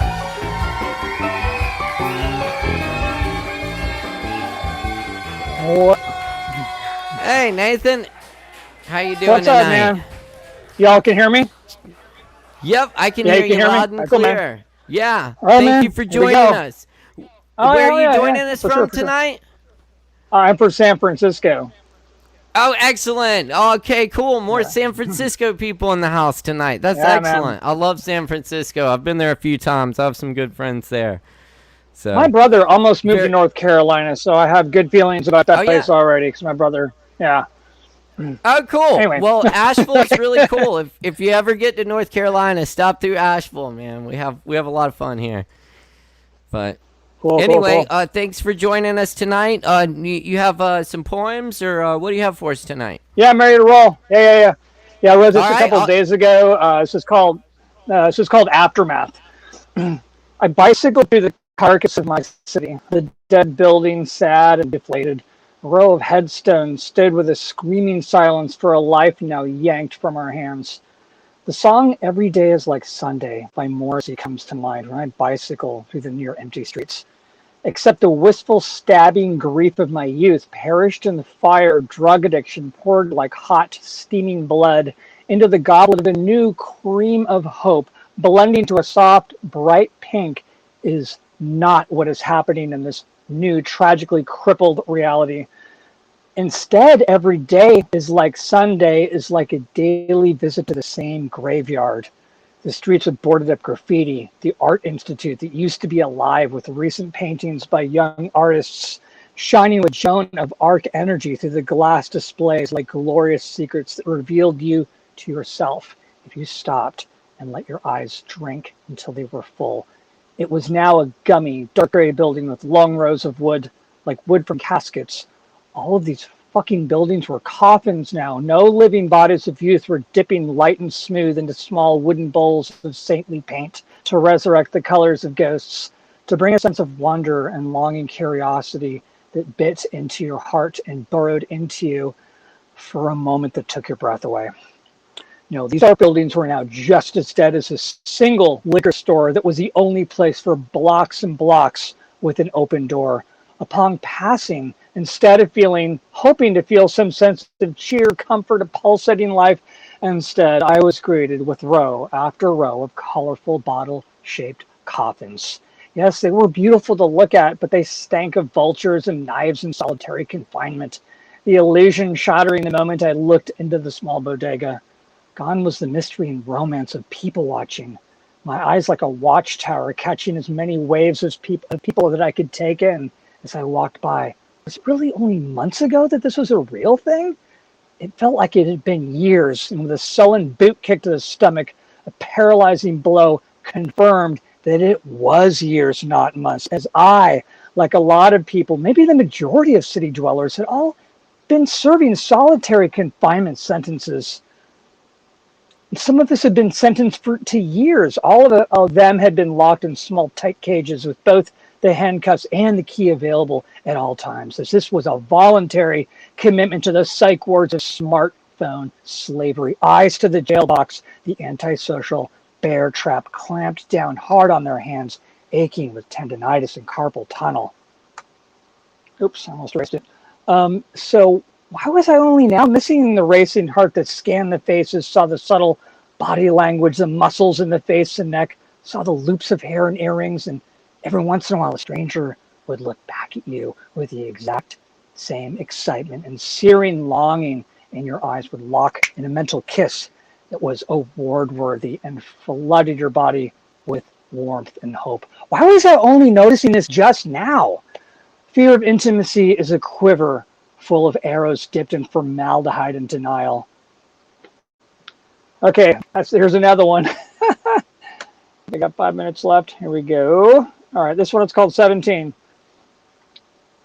I tried to keep up with Chris, which wasn't too hard as I was young and all of 17 years old, as my young body exploded ahead of itself like a ghost escaping its mortal cage, the chains falling off in layers as I ran to the graveyard of my future, free and wild and so beautiful. I was painful to look at, but when I looked in the mirror, I wore a mask, an iron mask of self-doubt and self-hatred that saw my face collapsing like the faces of Mount Rushmore. If the proper anonymous were to plant Bugs Bunny level explosives into the rocks, revealing nothing but dead powder and dirty, decapitated rocks for eyes, and strips of teenage skin that looked ruined like the black rips in the bottom of a beautiful ruby red tangy apple. I focused on the rot, and the rot focused on me, and I was now blind to the tangy, fresh strips of teenage cheeks that fluttered in the mirror like lonely wet laundry. I wore this mask from the inside out, and my eyes said, keep the fuck away from me, but begged you to feed me like a feral cat. Don't fucking touch me, but please fucking act like you're about to. My eyes scanned like subliminal braille.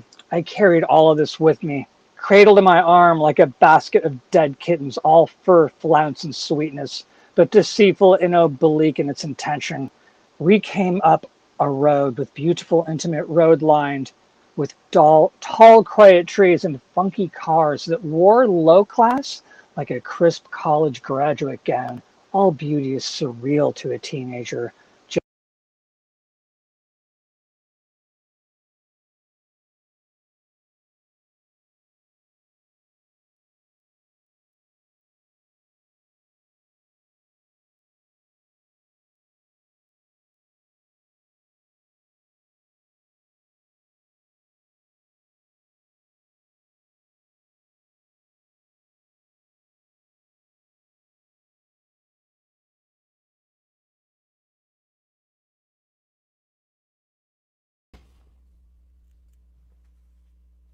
All right. Sorry about that, folks. We seem to have lost our connection with Nathan there. Not sure what happened, but Nathan, thanks for joining us. Cool. Yeah, hope you can make it back next time, and we'll try to get that connection issue figured out, but I think we heard most of that, and yeah. Thank you again to Nathan. Y'all give it up one more time for Nathan Williams. We're having all kinds of issues tonight. Sorry about that, folks. But we're on top of it. We got our technical director on it, and we're keeping it locked here. Poetry Open Mic Asheville. We'll keep it rolling for you. Yeah, again, shout out to Nathan joining us all the way from San Francisco tonight. There were some comments here. For Nathan. Cool. Very good. Cool. Alright. We got the fire going. We got a few more performers tonight. I think we're looking for a few performers. If anyone else is having trouble getting connected, just hit us up in the chat. Our technical director will help you out. We're looking for Lee and who else did we have? Zen? Do we have Zen? Zen, are you out there? And Emilio, are you out there? Oh, no Zen. Okay, do we have Lee? Alright. Cool. Well, I'm gonna do a few poems. And I think we do have a spot or two left. If anyone else shows up tonight, we'll put you on. But in the meantime, y'all enjoy these poems.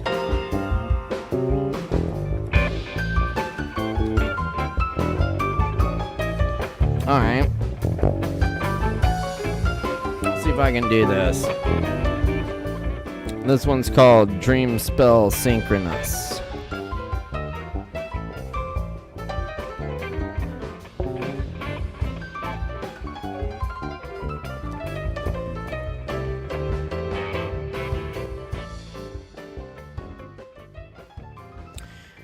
The raindrops beats like broken buckets, buckshot sprayed garbage pails and rubber banded barrels, or official and holy.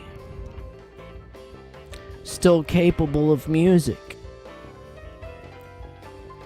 Producing a session with 10,000 players. Sawed-off whistles shriek, piercing the sun with lurid turrets syncopating while conch shells billow with the sea waves. Darting anemones make time for a child to be born and learn to swim. No noise can harm the one who harmonizes with it. No gesture can destroy the one who from it blooms. Enough, said freedom to chains. Enough, said people's voices full of cancer from fear. Its tigers will terrorize unless a lesson is learned. There lie deep pockets of wilderness we must never go. We must leave for the creatures we've never known. The air is leaking, and somehow we must sew quilts of it. Turtles reckon they're better off swimming, but still return to the shore. Ancient tea is beneficial too. Rockets were made for art, not war, though art is war. And much depends upon a purple umbrella upside down, brimming with rainwater beside the gray pigeons. The rain keeps falling out the window and falling 20 stories, about falling. And the rain falls looks like rain. She brings the rain. God knows I tried. Africa, in the early morning rain. Purple rain. You look like rain.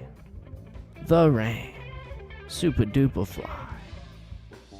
And the terroir here is like jewels. Keep on swimming to the estuary where all our endangered loves breathe. Our gray whales and stellar sea lions. Limitless, unseen fire birthing the sky.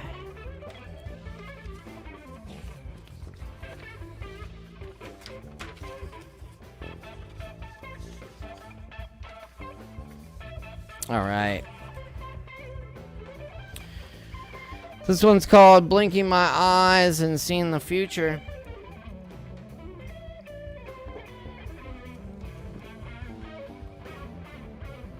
I can see the regulars turning into chickens as I stand in line. Not really a line here. You just make your way to the front when you know what you want, dodging elbows. A mirror window on the wall by a door. A gizzard dinner for $6 with a white marita roll, slaw and hush puppies. Enough grease to run a charter bus, the way they like it in the South. Born into it. The cashier's from Fayetteville. No cards, no change. Extra tater salad, 60 cents. Sweet iced tea, $1.25. Man in full pinstripe suit, a large gold ring on his pinky, customers greeted by name. Behind the mirror glass, is a man with a shotgun.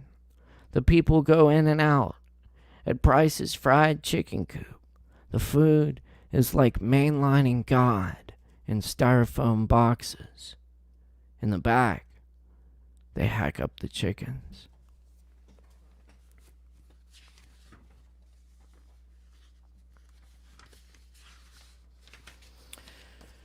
Forest elegy number 1. My friend told me of the 30-year-old owl whose tree died and had to be cut down, and inside they found over 300 cat collars. Tattoo room, a found poem. Tattoo room for rent, behind Denny's on Patton. Tattoo room for rent, or could possibly do commission-based pay. Must have own equipment and be able to get health department inspection. Give us a call. Ask for Dale or Jerry. Thanks.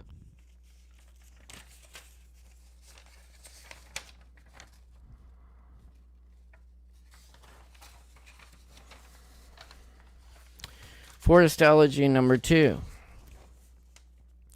Last night, while you were dreaming, the wildcat saw an owl rise from the bushes in front of me, struggling with rabbit to the hollow tree, to the quiet of the blue moon night with its power lines and steeples.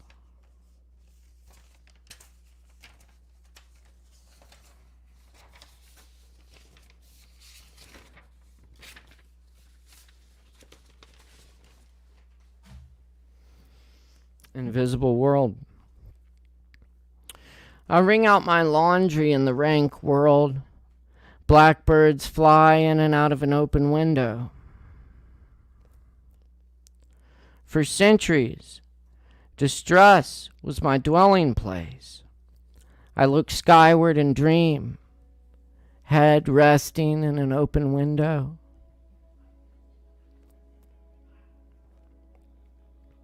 Tall buildings and street poles block my view, so I throw all my possessions out of an open window.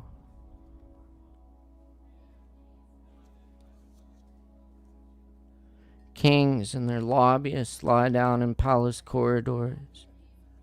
A falcon with a note appears at the open window.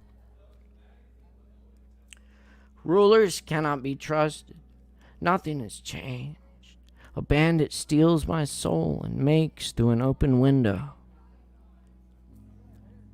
Beside the oak bookshelf, there's a wine bottle filled with peacock feathers. The invisible world lies just beyond the open window.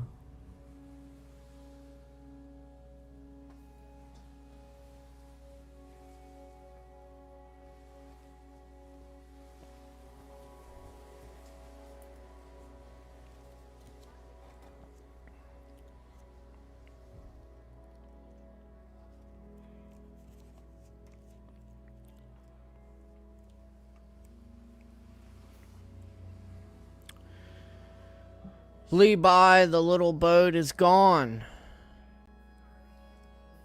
that carried you downstream 10,000 li past the gibbons calling all the way from both banks.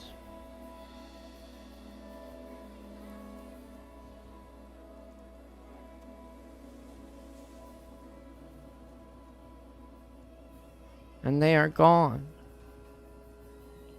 And the forests they were calling from. And every sound you heard is gone. Now there is only the river that was always on its own way.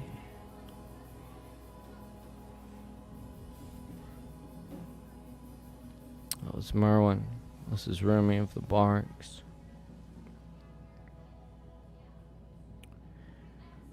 The connection to the friend is secret and very fragile.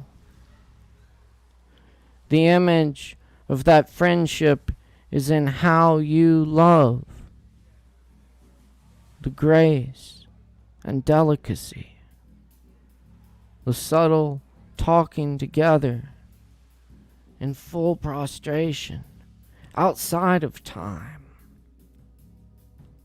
When you're there, remember the fierce courtesy of the one with you.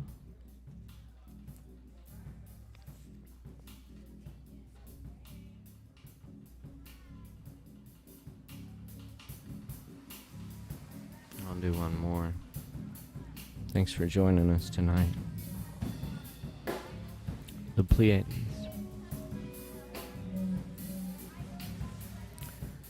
In absence, aloe wood burns fragrant.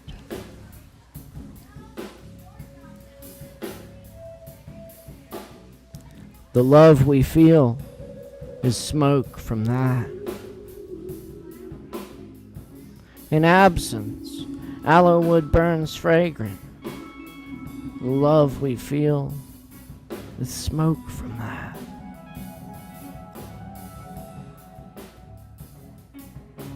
Existence gets painted with non-existence. Its source, the fire behind a screen.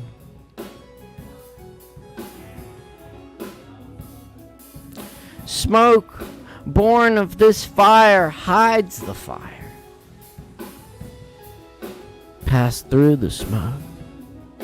Soul, a moving river. Body, the riverbed. Soul, a moving river. Body, the riverbed. Soul can break the circle of fate and habit. Take hold the hand of absence and let it draw you through the Pleiades, giving up wet and dry, hot and cold. You become a confidant of Shams to breeze. You see clearly the glory of nothing and stand inexplicably there. You see clearly the glory of nothing and stand inexplicably there. You see clearly the glory of nothing and stand inexplicably there.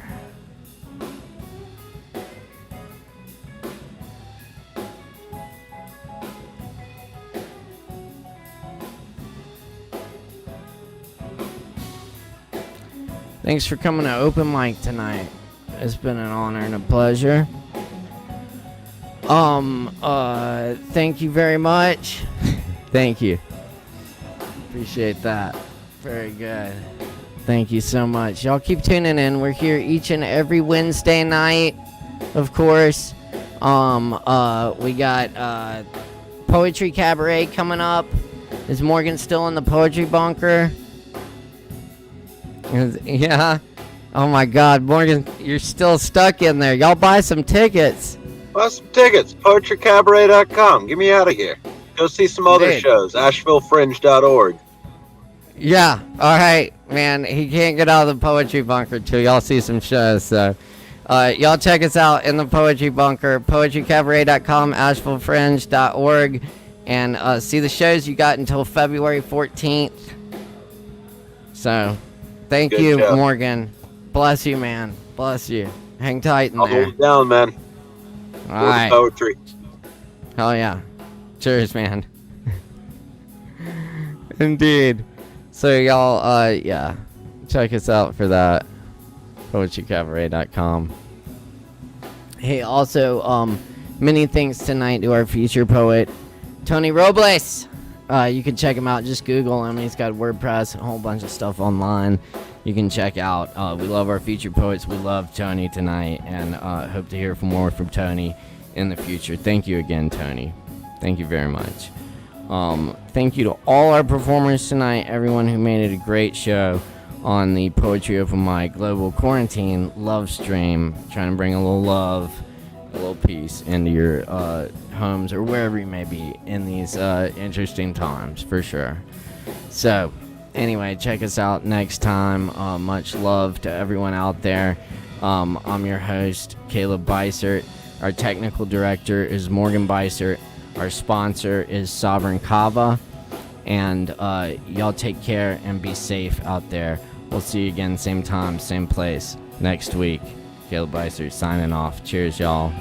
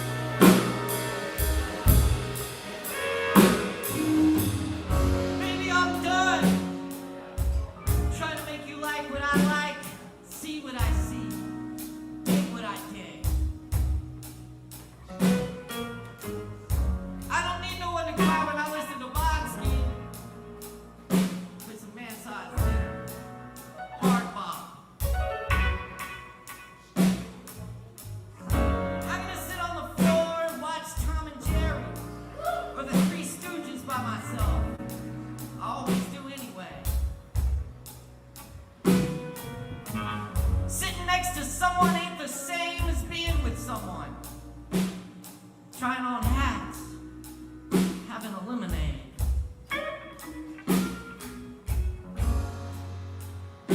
The expressly dull times, my darling, your friends liked me more than you, I suspect.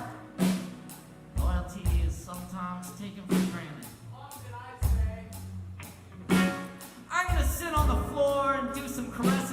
rug, get my fingers vibrating. I hide a bottle of brandy in a jacket pocket. You find strangers' lips ready and warm. I promise the phrase "you should" has been 86 forever. Ice cream's on me next time.